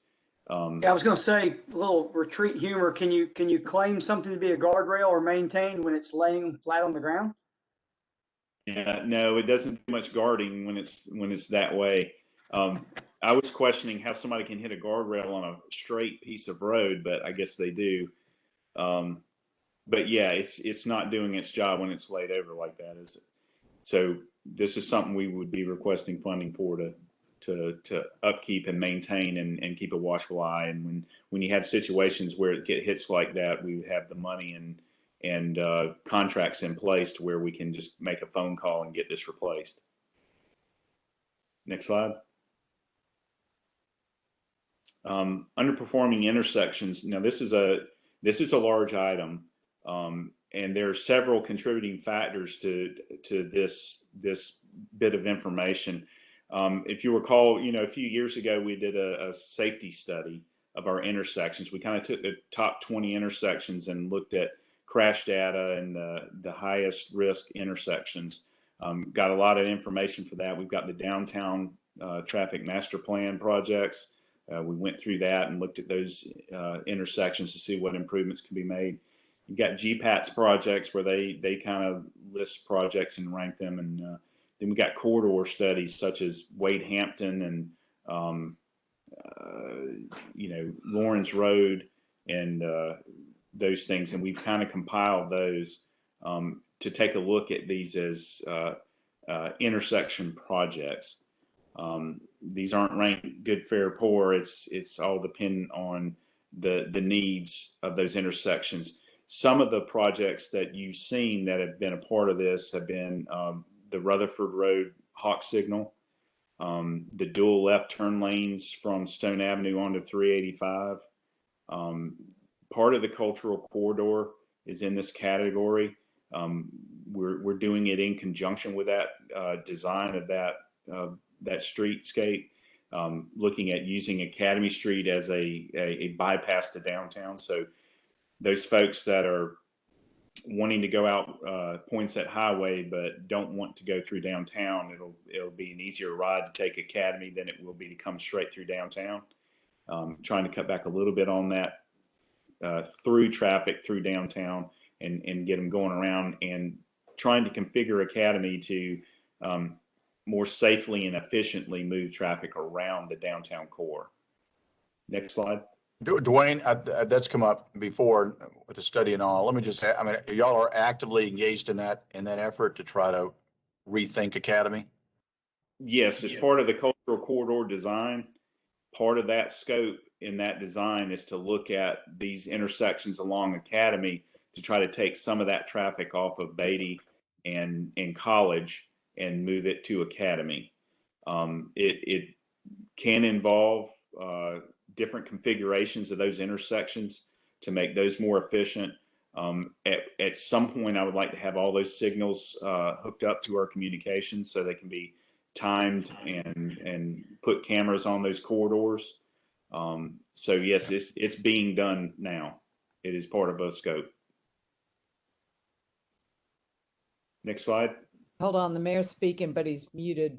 Are we still looking at the directional changes potentially to help with that? It's part of it. We looked at as part of the downtown master plan.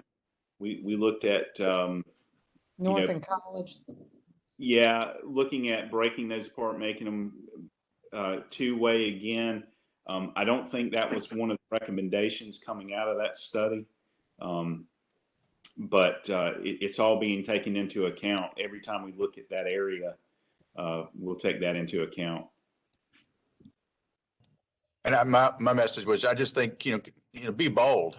There've been a lot of smart, good ideas proposed to us the last several years from the traffic department about some of the timing, some left turns on Academy, not having as many left turns, at least during rush hour.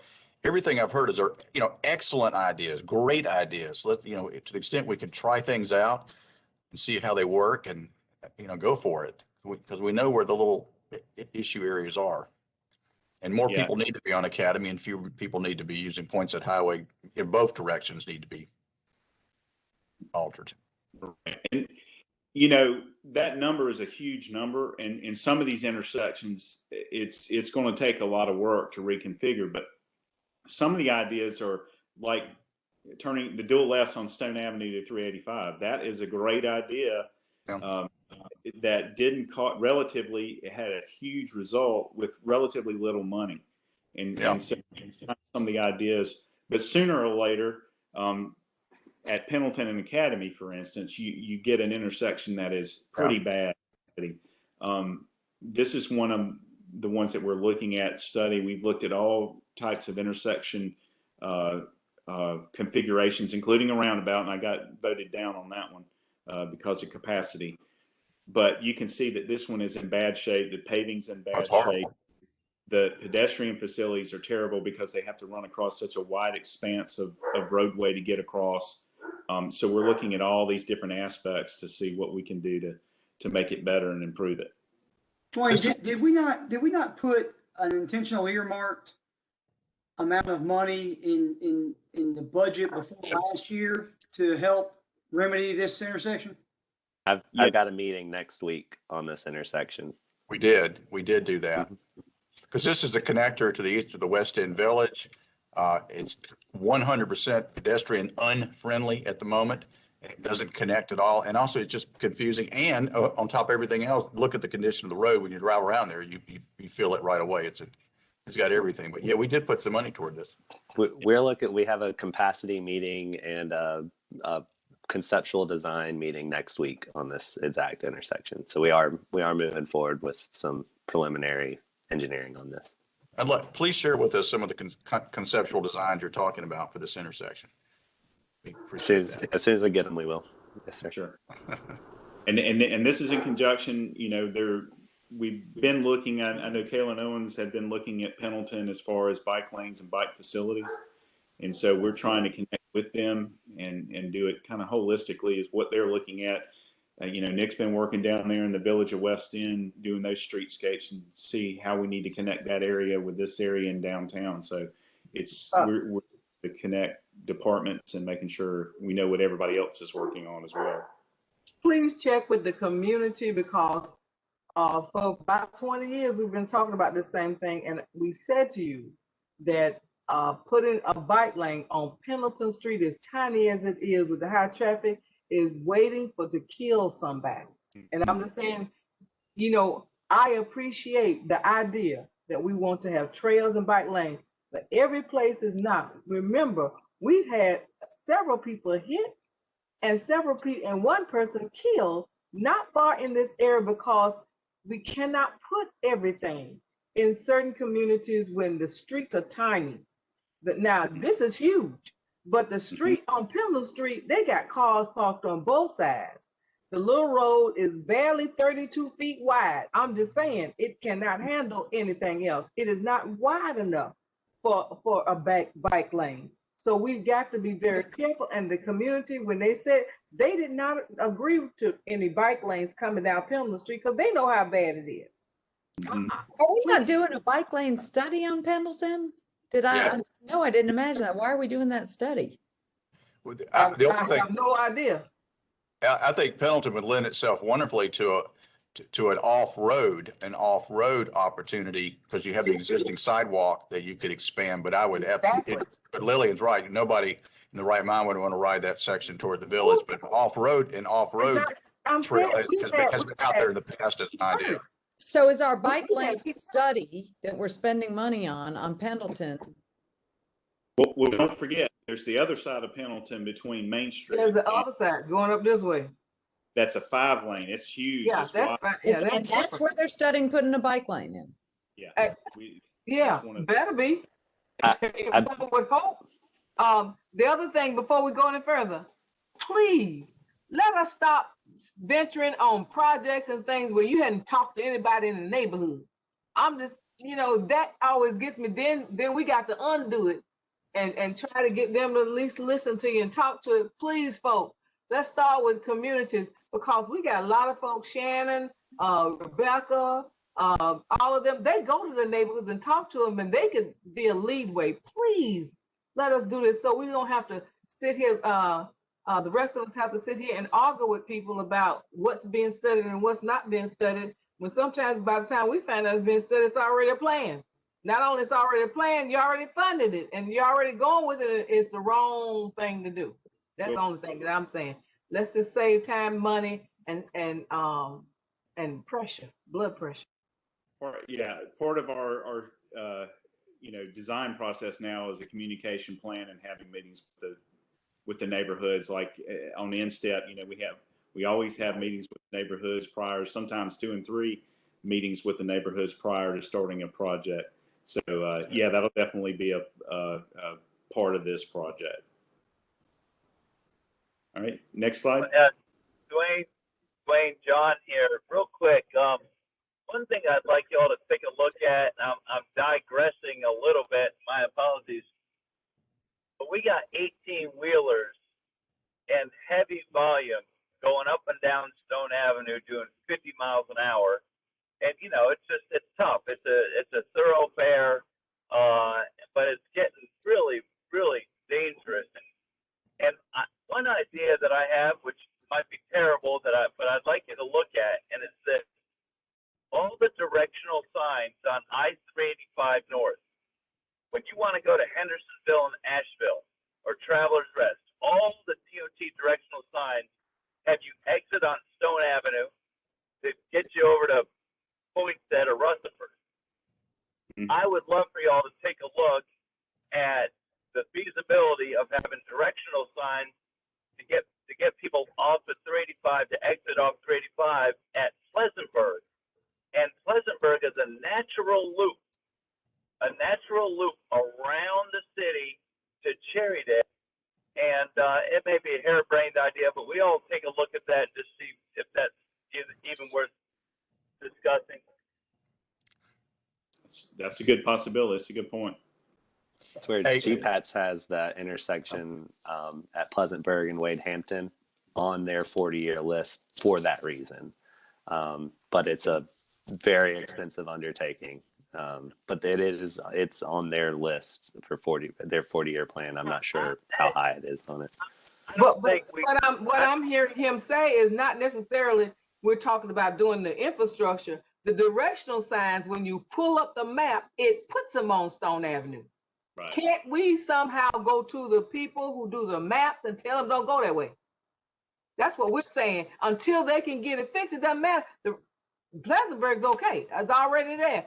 Can we get them not to be directed through a neighborhood? Because it creates a problem. You can't shop, you can't go to the store, you can't go to a restaurant, because you're going to run into a wheeler or something. Everybody in our neighborhoods, John's neighborhood now, we go to the same spot. You can't go there. We always go another route because trucks are coming through there. Yeah, that is a highly used route, but we can take a look at directional signs, of course, on 385 to direct them, Pleasantburg North. It's a really good idea. And it's been and has been discussed before. If I recall last time, Dwayne, what we ran into, these are federally designated roads, and the state follows the federal designation. And Stone Avenue is a federally designated road, so all the truckers and all, it's on their GIS, and previous to that, it was on their maps. And it has been an issue for a long time because, yeah, they should not be directed down Stone Avenue. It never did make sense, but that's the reason why. Yeah. Well, we can discuss that with DOT as well. And Good luck. I'm learning more about these mapping programs, how they work and how they don't work. So we're trying to figure that out. Working with GIS, they know a lot about it, but we'll take a look at that. And the good thing, again, it doesn't cost a lot of money. It's just a matter, but it is hard to get these things changed. It sounds like we'll pay for some signs. You know what, Mayor, I think us council members and staff, I think we know a few people that might be able to help with the federal government on some of these things. So Good. All right, stormwater infrastructure. Believe it or not, there's over 1.8 million feet of pipe pertaining to stormwater in the city of Greenville. Now, not all of it's ours. We have 622,000 linear feet. So, and 24% of that's in poor condition. County has a little bit. I know there's county roads within the city limits sometimes. Private is 704,000. That can be a new subdivision. You know, they own and maintain their own stormwater systems. We keep track of that. We have maintenance agreements with those owners, the homeowners association. And then, of course, the state maintains the stormwater on their infrastructure. Next slide.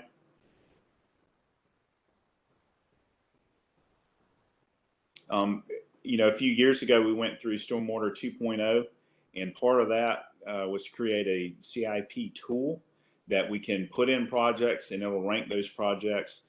Part of that criteria was environmental. We looked at water quality factors. We looked at capacity factors. We looked at flooding factors. A lot of work went into that tool to try to rank some of these projects. And right now, these are just some of the items that are on that list. Some of these have designs have been worked on. Some of them are in construction. Lawrence Road, flooding, Rhett Street, Myers Drive.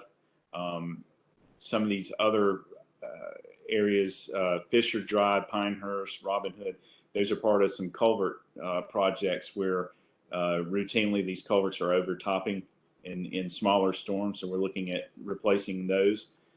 Some of these are like stream bank rehabilitations, like Richland Creek R2702, another Richland Creek R2706, Laurel Creek, and the other Laurel Creek R0117.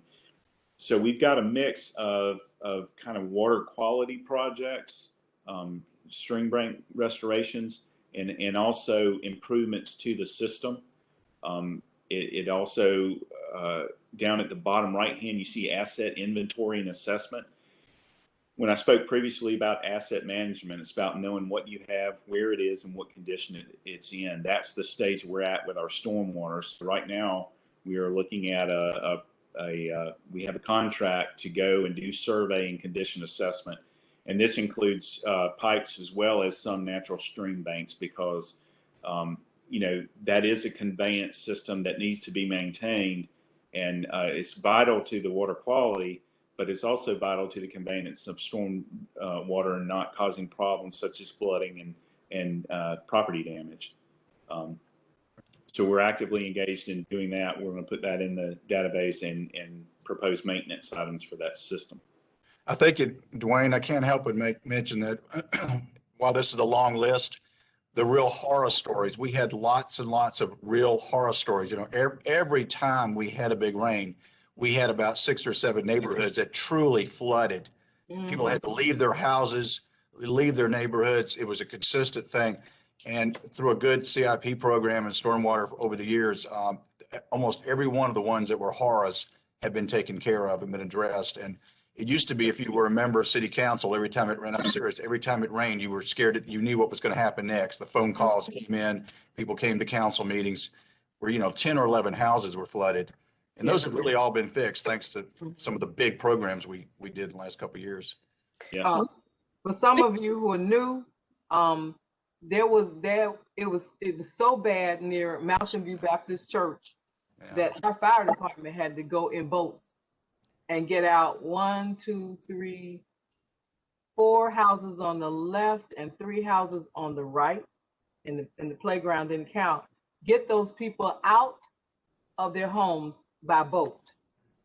And I think that was in 1986 and 96, etc. All I'm saying is that it has been worked on pretty well. The other question I want to ask you is asset inventory and assessment.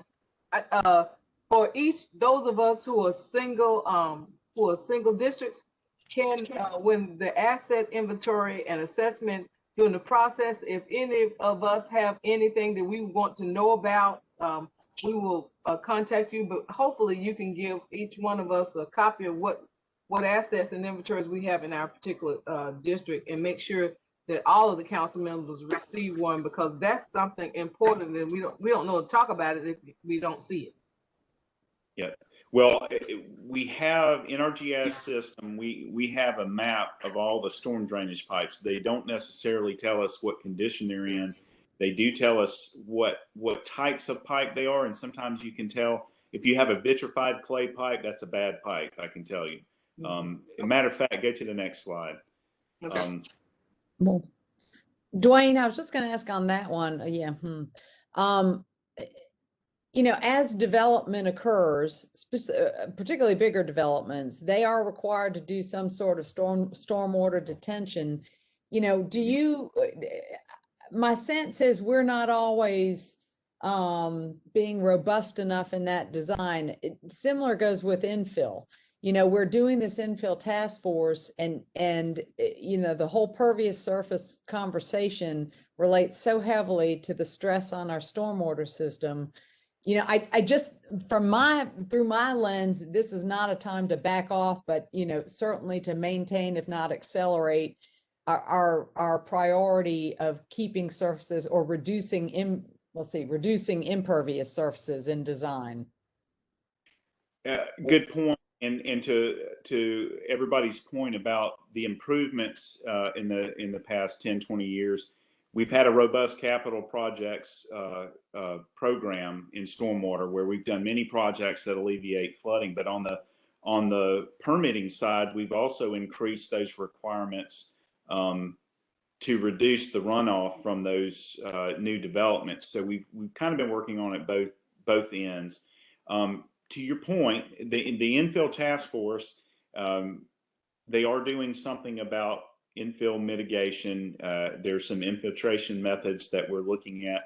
We're also looking at adapting some, believe it or not, county guidelines to modify those for our new infill standards, so that any new home built, at least single family, in the city of Greenville will have some type of stormwater mitigation, whether it's part of a new subdivision or an individual adding on or building a new house on an existing lot.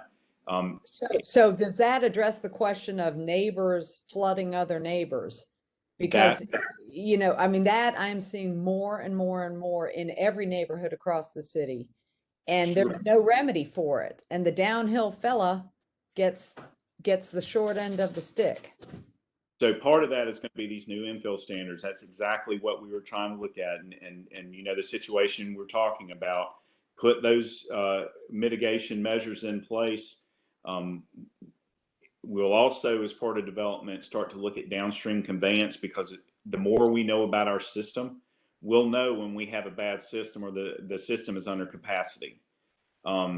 So if somebody does development on that system, we say, you know, there probably going to be need to be some improvements made on the system before you do this development, because there's so much runoff.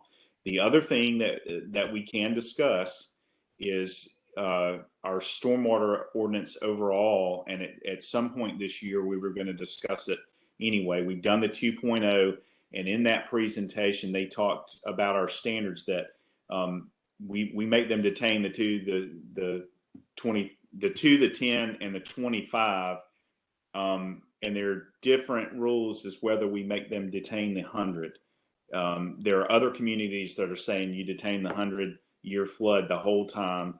That's our FEMA floodplain base elevation. And so we should be governing or regulating to that elevation.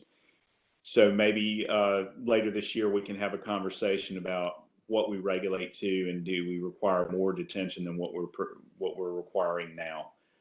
There are many developments that do detain to the 100-year rain event. So we might want to look at that. Just keep in mind, every time we put new impervious on the ground, it's more runoff. Whether you detain it, it just takes longer for it to run off. So it does impact the environment. It does impact the conveyance system. So once we have the assessment done of the system, know what it is, how big it is, what condition it's in, then we can look at capacities and hopefully have a good picture of what we can require for development. Okay, well, I think we're to that point. I mean, we cannot keep having neighbors flooding neighbors. Just so y'all know, this is that picture of that pipe is not on a city street, but we fixed it anyway. Nick had fun finding this one. Nick, you want to tell him this story? I think this is important.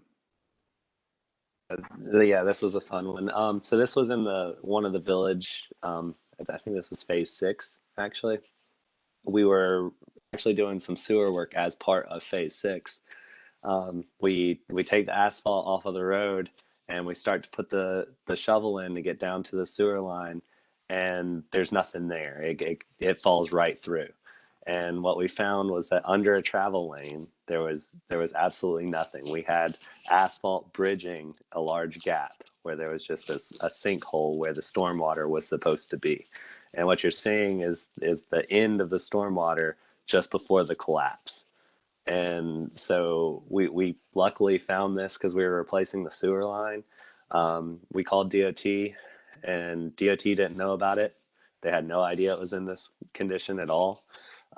But their maintenance department came out and brought all the materials that our contractor needed, and we replaced the stormwater line that was damaged. And when we went back in, we did the sewer line, did the stormwater, and actually fixed the infrastructure under the roadway so that the roadway wouldn't collapse as well.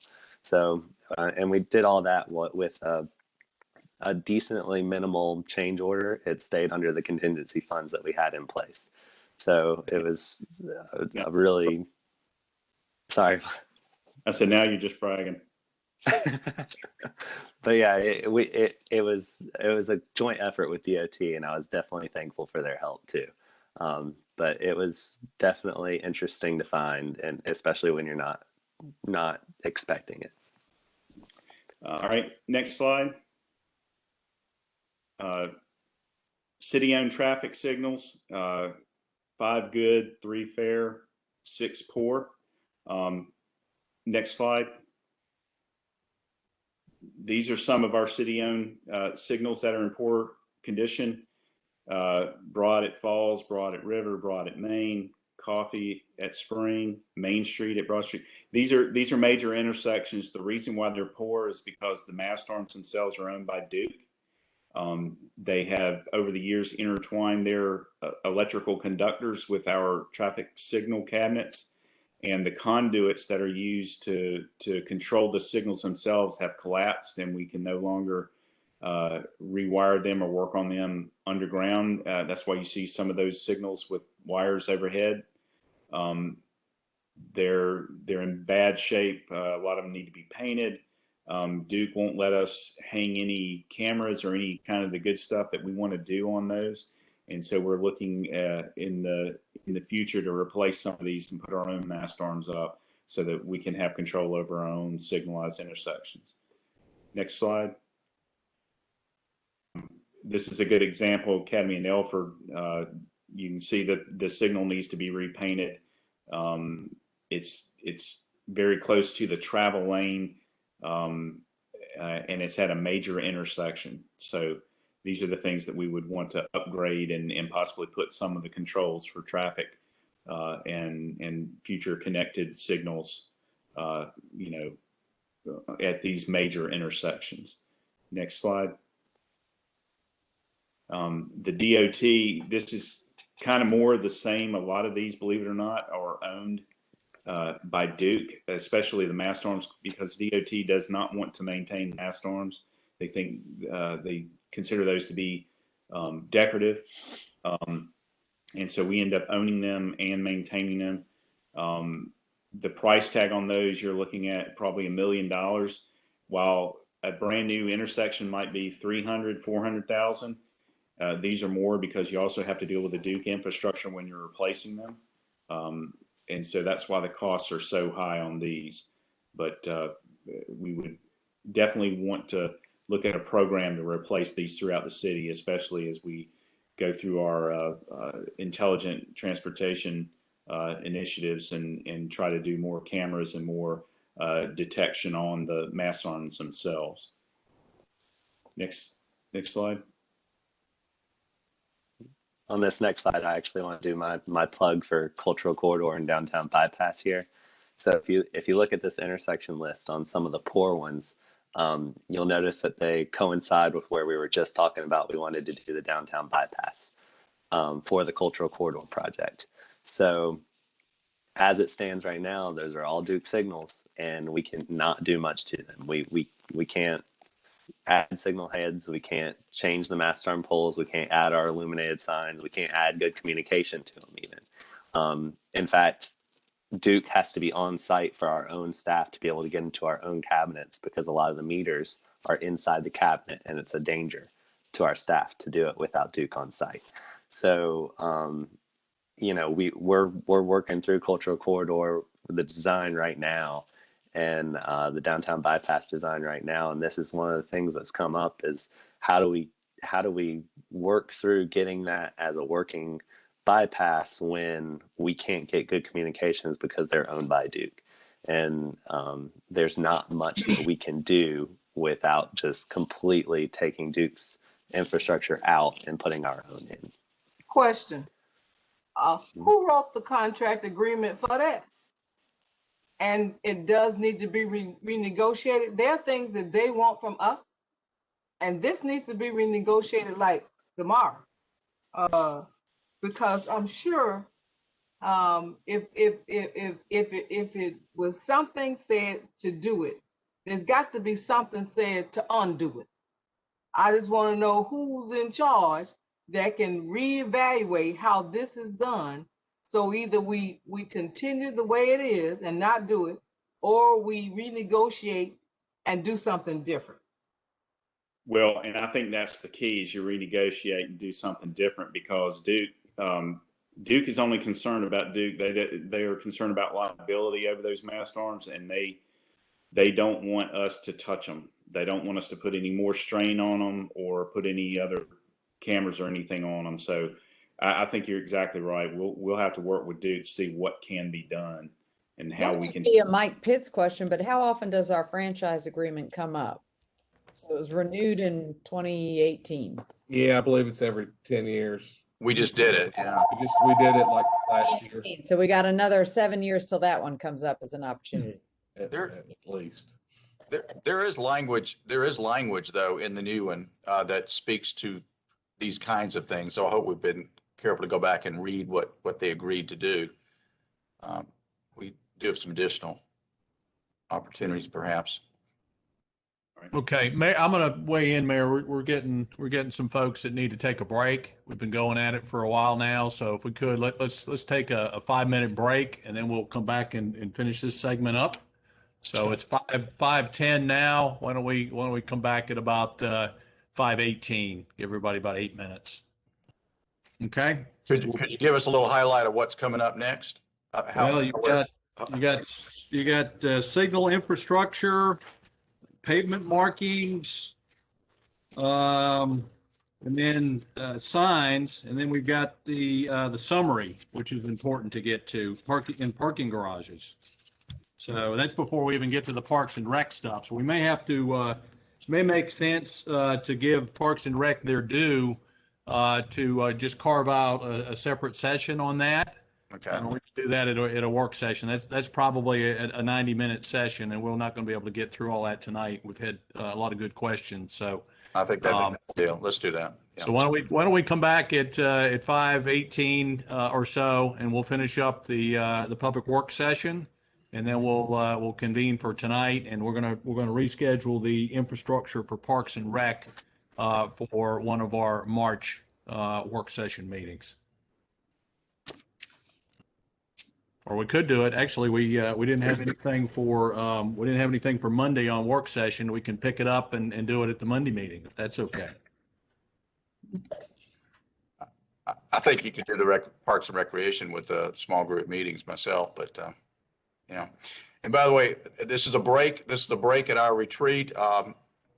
Dorothy's going back to the spa to have her nails done during the break at the Grove Park. Place where I'm not going to the Grove Park like some others. Hey, we're at the Grove Park right now. Where are you? Okay. In my house. Thank you very much.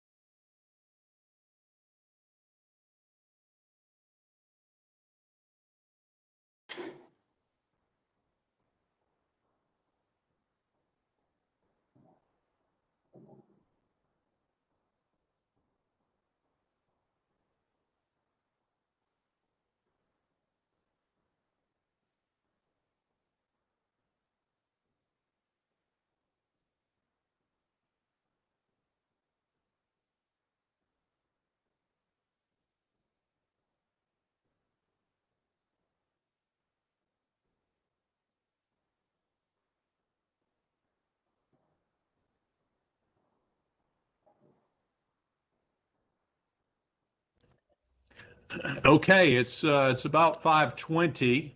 So, Dwayne, if you don't mind, let's go ahead and pick it back up. Sure. This slide is a shot of some of the cabinets that we've been dealing with. There are 25 remaining NEMA cabinets, and that's a type of cabinet. We'll just say that this is the old technology that we've been replacing. There used to be 200 of these 5 to 8 years ago, and the traffic engineering group has worked to upgrade these with the cooperation of SCDOT.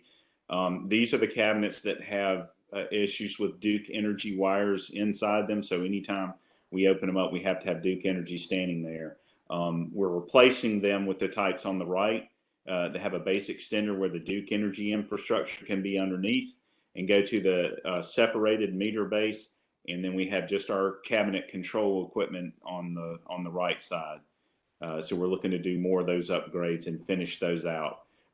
These upgraded cabinets are compatible with the newer software that can,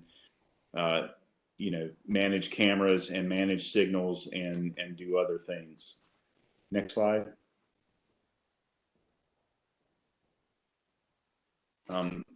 Among other things is the communications, and so the poor obviously is these are signals that we do not have communications with. We do have a fiber plan. We have been working with the DOT to execute that plan. We do have a fiber connection from City Hall to DOT. However, they are having issues with Duke Energy currently for pole attachment agreements, and I'm not sure when that's going to be completed in the future. One other option is to do underground conduit and pull fiber ourselves to connect these signals. Although that's a large number when you look at the future in 10, 20 years and what traffic is going to be, I think it's absolutely critical to our road network to avoid extreme congestion and avoid problems. It also helps us create a safer roadway network, not only just for cars, but also pedestrians and bicyclists. So having communications means we can control the signals. We already have a contract with Duke to do that. We have approximately 60 signals that are on this fiber network that we can control from traffic engineering. The future vision is to have some type of traffic management center, have communications with all of these signals. We can put video cameras, real-time video cameras. We can put detection equipment. We can put preemption on the signals for fire and police, an advanced form of preemption. And we can also put devices that can read Bluetooth signals to give us different information, including speed, areas where traffic might be stopped, there might be a wreck, and also origin destination studies. We can do counts, we can do speed counts, we can do all that stuff with smart signals, and this is definitely a part of it. The sooner we have communications, the sooner we can start doing the more intelligent transportation network. Next Wayne, slide. how is the 5G test going on Fair Forest? The test, they're not there yet. There are a bunch of ideas that they've thrown at us and that they want to use for it. I think for the city, it primarily revolves around giving them the authority to put some type of detection device on our lights. And so there's been a number of things thrown out there. I'm still waiting for them to come back with an ask so that I can present it to council to make sure everybody gives their input to make sure that's something we want to proceed with. There are a lot of exciting things out there that they can do, that they want to do, and they're interested in promoting this to automobile manufacturers and things like that. So I'm still waiting for them to come back and actually put something together. So, Who is they? Well, there are different players. Some are dealing with ICAR. There are different companies, and their names escape me right now. But what they want to do is do micro positioning for use with could be parking, it could be more intelligent car or automotive applications with regards to driverless cars or automated cars. It could be automated freight. But once they have a corridor to test it on, that's what gets everybody excited, that they can actually have a corridor that they can run tests on and see how these different items react to it. The monitors are on the poles already, aren't they, or not? We own the poles, so we don't have to deal with Duke, but they have the power supplies and communications possibilities on these poles. And so when you combine that with 5G that can reach out to everything else, now you're talking about a complete system. And there's all kinds of legal ramifications. I want to make sure that we're covered. So it'll be a process. So as soon as I get some information, I'll share that with everybody. Next slide.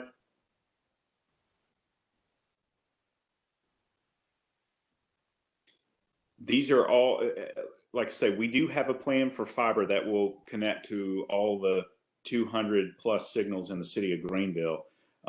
These are just some of the totals of length of fiber that we need on these corridors. So this cost can vary greatly. If you're just hanging it on a telephone pole, it can be rather inexpensive, $5 a linear foot, $10 a linear foot. If you're talking about burying it in the ground, it could be $20 to $40 a linear foot. I think this is a time-sensitive issue. I think communications on signals sooner rather than later.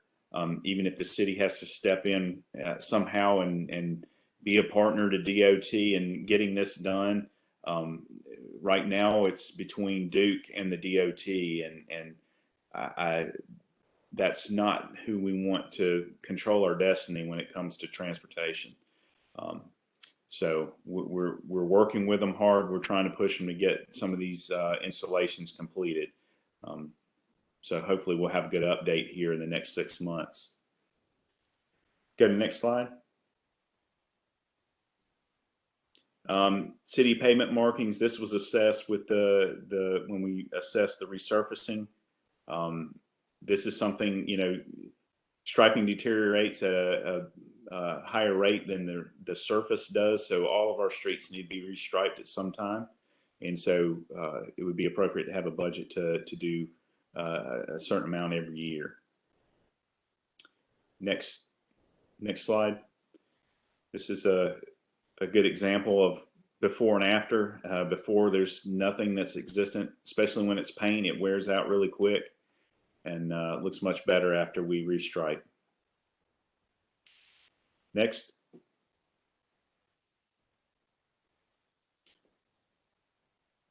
Again, DOT, this is another thing they don't have real good data on. Of course, they redo the stripes every time they resurface roads. But these are the numbers of their roads. Even though those aren't large numbers, I believe striping is pretty critical to the transportation system as far as safety is concerned, especially when it's dark and raining. I think it's vital to the safety of this system. Next slide. City-owned signs. Believe it or not, we have over 13,000 signs in the city. We are constantly replacing signs with our in-house crews. We continue to do so. We've got those assessed as part of that study. And so right now we're working on the ones we know to be in bad shape, the poor shape, and also ones that get hit on a regular basis. So again, that's a maintenance issue. It needs a crew to just do nothing but replace signs and make sure that we have the latest and greatest reflective material on all our signs. Next slide. Undergrounding. These are all requested projects. Next slide. Right now, we're currently working on Unity Park. We plan to bid phase 1B here. I think the 28th is going to be the bid date. We're dealing with some right-of-way negotiations at the present time. So we're working through that. We've got the next phase keyed up. We're already in design on that. We've been looking at areas of Lawrence Road to relocate overhead, which is not undergrounding, but it's trying to get those lines, major lines, off the right of way, and maybe back behind some of the buildings, and consolidate. Parts of Lawrence Road have power running up both sides. Maybe taking it down on one side, consolidating on the other side. There's also areas where there's nothing but communications lines in the air, and that's something we can underground fairly easily to get those out of the air. Rutherford Street, we're in process on that project, so we're going to remove those lines all the way up to the Gateway House. And the others we're working on. Some of them, like River Street, have been on this list in the past. We keep those on the list. We think those are good projects. Rhett Street is in a growing and redeveloping area. There have been portions of Rhett Street that have been underground by the developments. Some of them, I think the one coming up Wardlaw Street was undergrounded by that development. So we're looking at those opportunities. So if development does happen, we can work with them to get those utilities undergrounded as well. We have, as hard as this is we have the best undergrounding program in South Carolina on the corridors. No city can even touch us with the partnership with Duke, and even that, it's certainly inadequate, but nobody else is doing as much as we do.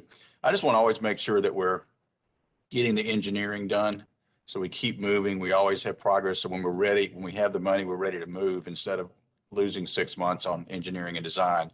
So to have all that done and ready to go is so important. So I appreciate the fact you're moving on, looking at Lawrence Road and different ways to do that. It doesn't have to be perfect. It just needs to be good and better and help support the development along there. But thank you for that report.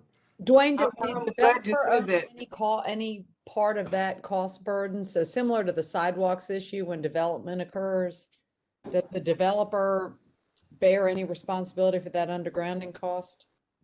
On the project like McLaren, they did 100% of the cost because it was in their way and they had to move it. Typically, like Haywood Road, we did all that ourselves. Now it was in cooperation. The right of way for the duck bank was given by the private property owners. I would just say this falls into that category of mine of Greenville is no longer a cheap date. And if there's to me, if the development is there and that's part of it, similar to the McLaren, then the taxpayer should not be paying for it. The developer should be paying for it. The issue with undergrounding is you got to do, it's so expensive, and you do a certain length because you have 3 poles that they install on this end and 3 poles they install on this end. So if you start to talk about shorter segments, it doesn't look like you've done anything. Right. I get that. But as we do these corridor projects, I'm thinking corridors. Yeah. Okay. And hopefully we could we could plan the stuff where the timing works out that they could participate financially. And we're looking at the possibility up on West Washington on this 1B, there might be some private participation on the segment, on North Hudson above West Washington. So we explore those opportunities when we get them. That's a good way of putting it, Dwayne. I'd like for us to make sure they have the opportunity to participate in the cost of doing that. Greenville is no longer a cheap date. Thank you. Also is another option, at least until we get funding on, for example, on number 5 on Augusta and Conisty, doing a similar program we did across the street behind Lafayette Cleaners and I guess Pete's, where we move the lines back behind the property. Is that a viable option? That's what it is. That's the option we're looking at. We're hoping that the property owners will cooperate with the right-of-way portion of that. Okay, I'm sorry, I read that wrong. Okay, good. So just a side note, on utility undergrounding, Duke will participate in the cost. On area relocation, the entire cost falls on the city. So we got to be very, very up front with that. And then we've also got the entire cost of relocating the fiber comms, the telecoms that are on the pole also. Duke is only participating in underground relocation. Okay, thanks. Sorry for the confusion. No, that's cool. No problem. Next slide. And this kind of tells the story of undergrounding. That's what you want, a very long section, willing participants, and it really, really makes a huge difference in the corridor. I want to let everybody look at that picture a minute. We also went to all the merchants on Haywood Road and said, if we're going to spend all this money, we're asking you to do something like help us on the sidewalk plan, which is going to be implemented soon. And second, we want you to conform your signage. And we had a lot of them who did. And most of the signs on Haywood Road are now conforming in signage. But notice Haverty's. Yes, Haverty's not only said no, they said hell no. And we also participated in the sidewalk program on them. So they're the one who really, I just want you to know that they did not cooperate with us, and you can see the result of that. Whereas about 5 or 6 different businesses on Haywood took their signs down that were not conforming and put up nice new monument signs. Yet another reason we need to rewrite our sign ordinance. We've been picking at it, with a lot of voluntary compliance and where people are transitioning businesses. Those are the opportunities we've had. And we've taken a lot down, but at some point you might have to amortize and take someone like Haverty's and just say, okay, you have 5 years, you got to take it down. I mean, after all, we spent millions of dollars to put the utilities on the ground. All right, next slide. City-owned pavers and plazas. Right now we have 12 plazas that we're currently maintaining. 3 in good, 6 in fair, 3 in poor. Show the next slide. And these are plazas, Court Square is probably 20 years old, needs some maintenance. Some of the pavers need to be re-leveled. But all of these need some type of maintenance, whether it be cleaning of the pavers or resanding of the pavers or just some type of maintenance every year that keeps those looking new and in good shape, so that we don't have to go in there and rebuild these plazas. And these are, a lot of these are in the heart of the downtown and also in our important neighborhoods close to downtown. And you use HTAX money for that? I'm sorry, say that again? Would those fall into an HTAX category creatively? I'm going to say some of them, yes. Yeah. Thank you, Matt. There you go. I was going to say, but somebody else is going to have to back me up on that. So. Got it. Thanks, Matt. Wherever we can, we should. Just saying. Slide. All right. I think it's where Mike takes over on parking garages. All right. Thank you, Dwayne. I know that was a very long, wonky presentation, but when you're looking at $300 or $500 million worth of assets, there's a lot of things that go into that. So it's a great job by Cooper and Nick to pull all that together. So we're going to go through these next few slides pretty quick. City-owned parking garages. We got 12 structured parking. That's 11 garages in the Washington Street deck. Then we've got a handful of surface lots that we maintain. Now, we do have a 20-year program. We're into the 3rd year of a 20-year maintenance program. And this sort of is a poster child of how we would like to do a lot of what we had just described, but create a maintenance program that's ongoing every year. And right now we're funding our garage maintenance program at about $1.3 million per year. And the goal of it is to keep these garages at that pristine Greenville level of cleanliness and efficiency. So we just finished our new replacing all of the technology in all of our parking decks, and so it's working extremely well. So I think this is a good program. It's a well-funded program. This covers aesthetics, this covers electrical, and it covers structural in all of our parking garages. And so this is a good program. Next slide. So this is just a list of the parking decks or garages that we currently have, including the Washington deck and the year that they were built. And so I think everybody remembers, or not everybody, but remember when the Hyatt was built and the Commons garage was attached to it in 1982. But we try to get, or the goal is to get at least 30 or 50 years out of each garage. And I think we're going to far exceed that with our parking garages. A lot of these garages that Matt could talk about more than I could are almost ready to be paid off, and they're going to become a nice revenue generator in lieu of the losing some of the downtown funding. All right, next slide. So the other thing that we manage in Public Works are all the city-owned building facilities. And so we've broken this list down. This does not include Parks and Rec. Angie and Megan are going to talk about that in another presentation. But this does include several of the facilities that we maintain. Now, the city maintains over 150 facilities, and what we try to do was to bring that down into a more manageable number. And so if we look at the top 40 plus or minus facilities that we maintain, and then we kind of narrow that down, you look at what the total cost to replace would be. Now, the largest percentage of the $8 million that you're looking at there includes 2 fire stations, replacing and bringing fire stations up to standard. And so that is a big ticket item for us. Is that Stone Ave and who else? Yes, that Stone Avenue I think is 6 million. I got it right here. Let me just pull it. Probably West Greenville. Stone Avenue Fire Station is 6 million, and then it also includes another 1 million for Greenville Transit. Fire Training Tower 750,000.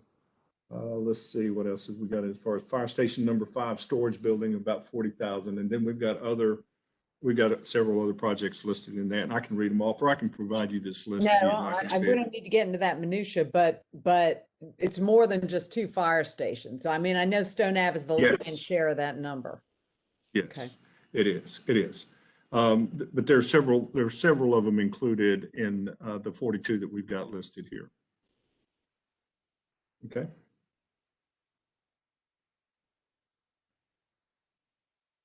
So this just kind of goes through the list that I was talking about, and you can see them all broken out here. Now, I do have costs associated with each one of these if you guys would like to see that number. Okay, Michael. So that concludes the Public Works section of the infrastructure report. It looks like we're going to move Parks and Rec to another meeting. So I think, Eden, I'll leave it up to you, but we go to the last 2 slides on this, we can sort of summarize what we've talked about for the last few hours. Yes, Michael, if you would do that, please. And we've rescheduled the Parks and Rec to be Monday's work session. We've canceled the exec as well, yes? Yes. Thank you. So obviously this is a very big number. And like Eden had said at the very first of the presentation, this is not to scare, it's just to kind of give you an idea of what we're trying to manage and maintain. Now, our goal at the end of the day, we went over a list of items in various states of disrepair or condition. We had good, fair, and poor. Obviously, our goal is to bring everything up to that good standard. And that's what this list is here. It's to what it takes to get it to good, to get all of these items that we've talked about for the last 3 hours to good, and then what it takes to maintain them and keep them in that good condition. And that's the numbers that you see here. And so I'll just, I'll kick it back to you.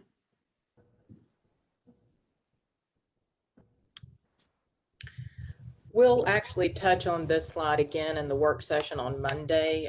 Michael, if you'll go up 3 slides, I believe it says roadway summary, number 85. There we go. There's a breakdown of how we got to all of those numbers. And of course, council will make sure that you all have all of these slides, including the ones that are embedded in here, but we didn't show them this evening, with the specific streets or intersections that we included in our analysis. We really wanted to get this information before you to help you as you begin thinking about priorities and as we start getting into that budget process. And if that's really all that we have to share with you this evening, we can answer any questions you may have, and I'll turn it back over to Mr. McDonough. Could I offer a quick question, please? Sure. Thank you, Eden. The previous slide, Michael, if you don't mind.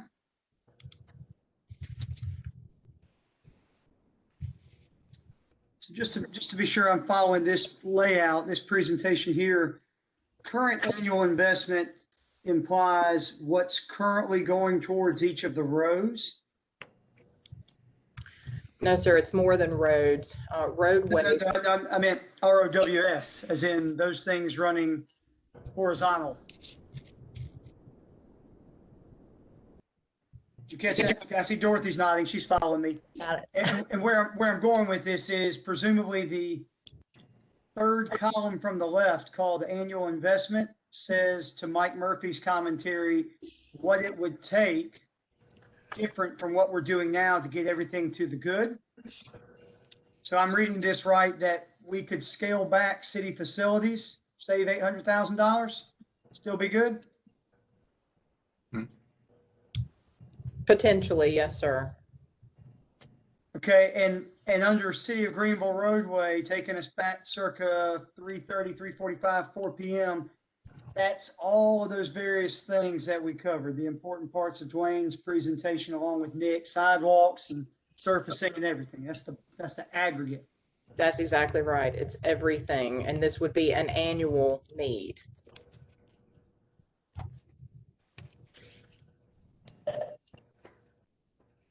How do we show it 0 as current annual investment in Parks and Rec? Is that current annual investment Parks and Rec infrastructure that is just not correct? There isn't a capital set aside from the general fund for Parks and Rec now. Looking at this slide makes me wonder, did John McDonough, did the City of Greenville buy any of those Mega Millions or Powerball lottery tickets a couple weeks ago? Yeah, I think Matt put our fund balance into Bitcoin about 6 months ago. And it may have solved all of our problems. I'm glad to hear you say that, Will, because I'm like, I don't know what the takeaway is from this. Because when I go to the last column, I might as well just cover that up. So I'll wait for the takeaway. Kind of my problem with it too. And also, you get things like, we talk about the sidewalks. I just know this from experience. You can have a theoretical abstract need for sidewalks everywhere, but that's not really on the ground at all the case. I mean, you have areas where sidewalks are not wanted or not appreciated, and you have other places they are. And there's no such thing as some magic number to have sidewalks on every street in the city of Greenville. Why would you do that? It'd be a waste of money to do that. And road paving, of course, in itself, I mean, you got priorities, but there's some roads that are a lot more important than others. So what is the takeaway from this slide? The takeaway is that we've got a huge unfunded capital requirement, and short of something, like what other states and communities have done with an infrastructure, sales tax, something to that effect, it's going to be very difficult to address this deficiency. All right, so John, if we just go, so what I'm understanding from this slide and from Will's very good and questions on it. In order for us to get to where we need to go, we just need to come up with $13 million more a year. 15.3 a year when you exclude the SCDOT. Sorry, say that again, We just need to come up with 13 million. Yeah, that's It's what I said. not 13 million. Compared to, we're already allotting 11.5. So you're saying that if we allot now 24.4, we'll be getting where we need to be. That's on top of what we are currently investing in order So to 24 plus 11. Right, but if you exclude the SCDOT assets, it's really 11.5 plus 15.3. Okay. All right. So if we, all right, so 15.3. And if we do that, how long does it take us to actually repair all these things that we need to repair?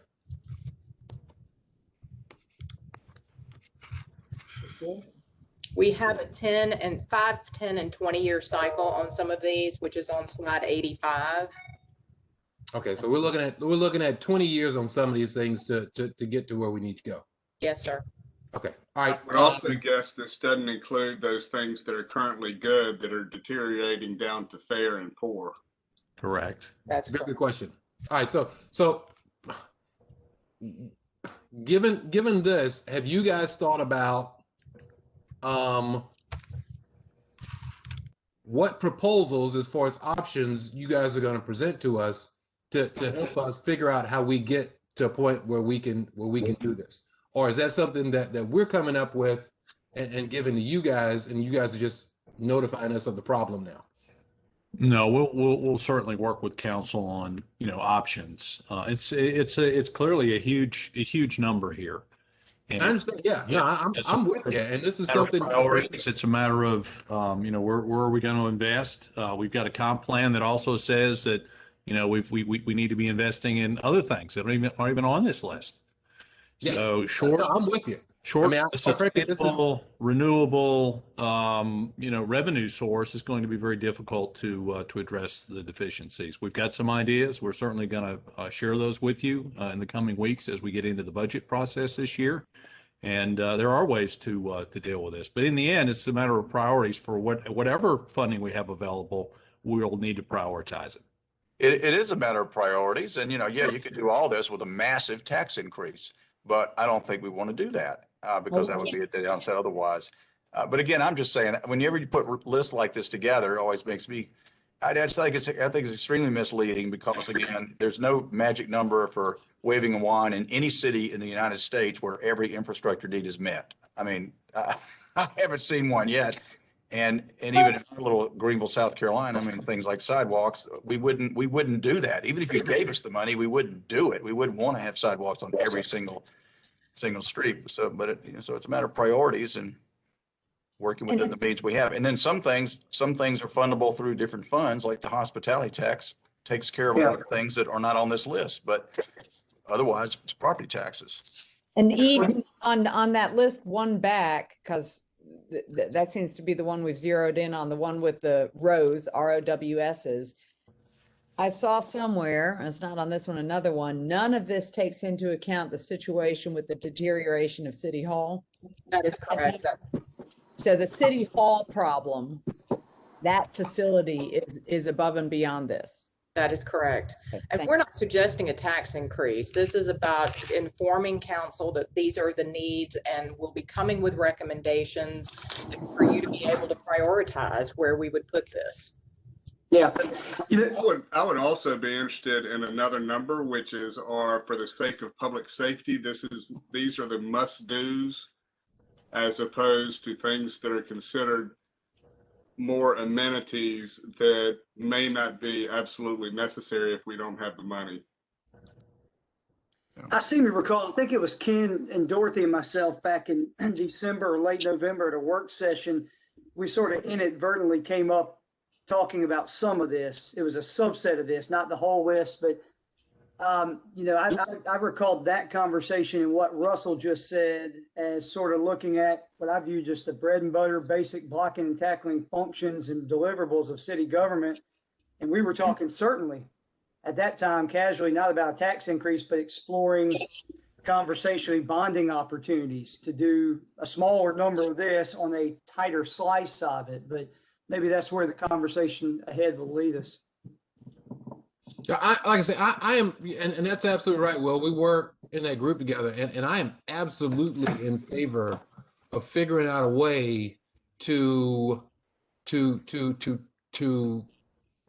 complete the infrastructure needs that we need to make, and this is particularly so. And I sound like a broken record. This is particularly so in the districts which have for decades been neglected as far as infrastructure is concerned. And I'm not, and I'm being honest, I'm not willing to do just $1 million a year with, you know, covering a road in these districts a year, you know, so that sometime in the year 2275, you know, there are curbs in District 3. So I'm, you know, I look forward to the options that you present to us so we can try to figure out a way to make some of these things happen. I mean, you know, I don't, you know, I don't, a lot of, at this, I'm gonna be honest with you, about 53 minutes ago, you know, the numbers to me just became just numbers. So, you know, we'd still have to, I'd have to dive back in and figure out what exactly is necessary and what exactly is not. But I mean, John, I'm with you. I mean, you know, I understand we have a significant infrastructure problem. We are not putting the money towards fixing that infrastructure problem. We have to figure out a way to come up with more money to solve that infrastructure problem. As far as the details are concerned on it, I'm looking forward to hearing some options as to how we do that. I am sensitive to the points that you know Russell has made and Knox has made about, you know, whether or not we need to be trying to do all of this. But at the same token, we've got to do something. I mean, we've got to do something. We cannot go forward spending $1 million a year to fix problems that you know have existed for decades. Exactly. And I agree with you, and I'm glad things this says very clearly to me is that when you do nothing and ignore, you have a bigger problem. In District 2 and 3 have no. I'm just saying, you know, very few things have been done without a grant or whatever. No actual investment by city general funds like there are in other districts or other parts of the city. And so that in itself has created this type of discrepancy. It causes not only inequity, but it causes the whole thing to almost cave in because you left out a couple of pieces on the table or on the legs of the table and they didn't get fixed. So here it is. It's not something that we can do. When you had 40 or 50 years of neglect, you can't just come back and just do it in 2 or 3 bond issues. That's not going to help. But what has to happen is there needs to be a plan. This is a good for us to think outside the box and even look at those little companies that are struggling to make ends meet to see if they have very good ideas, because our staff can only do so much. I mean, they can only do so much, but to look at how they could come with other suggestions of doing some of those, particularly some of those sidewalks, curbs and gutters, some of those things that have been neglected for a long time. Even the SCDOT roadways, et cetera, the second, we can go and ask if they're going to do funding, ask them for those. I'm just saying it's just some things that we've got to do. If we keep hitting them like this, we'll be sitting here next year, same time, same station, same numbers or bigger numbers. Well, I do think we have some bonding breathing room coming up in the next several years that is keeping on our radar. And Matt Eford and Matt, you're there. We've looked at those for a lot lately. Yeah.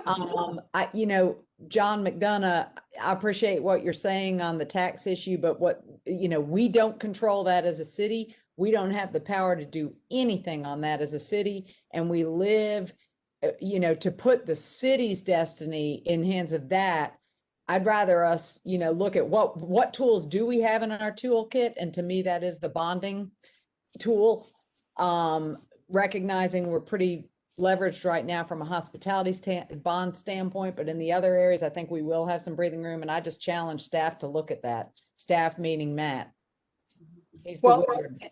And I don't have a problem with the bonding, but that shouldn't be the only thing, because there shouldn't necessarily be the only thing, or if the bonds shouldn't just cover just this.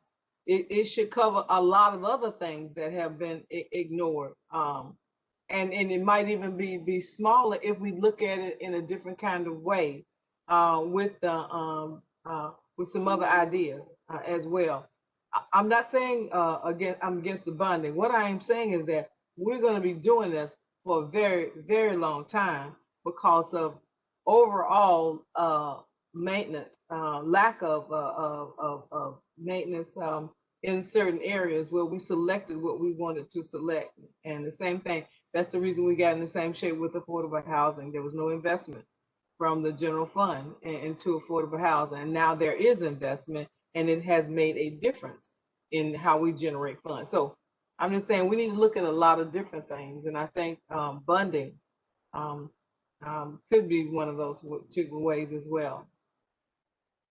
I concur with Councilman Fleming.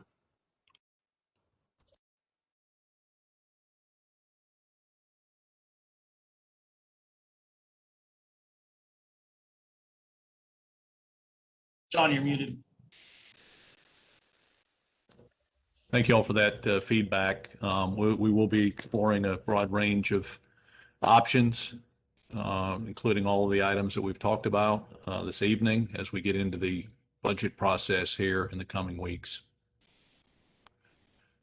Okay, well, thank you all for the time, patience. I hope that was helpful. It was eye-opening when we began to see it several weeks ago. And hopefully we'll bring some clarity and some focus and figure out what we can do and get on with it in FY22. Okay, well, we're back tomorrow morning at 9 o'clock. So everybody enjoy the rest of the evening, and we'll see you at 9 in the morning. Thank you. Thanks. Good night, everyone. Everybody. Thank you. Good night. Have a good evening. Okay.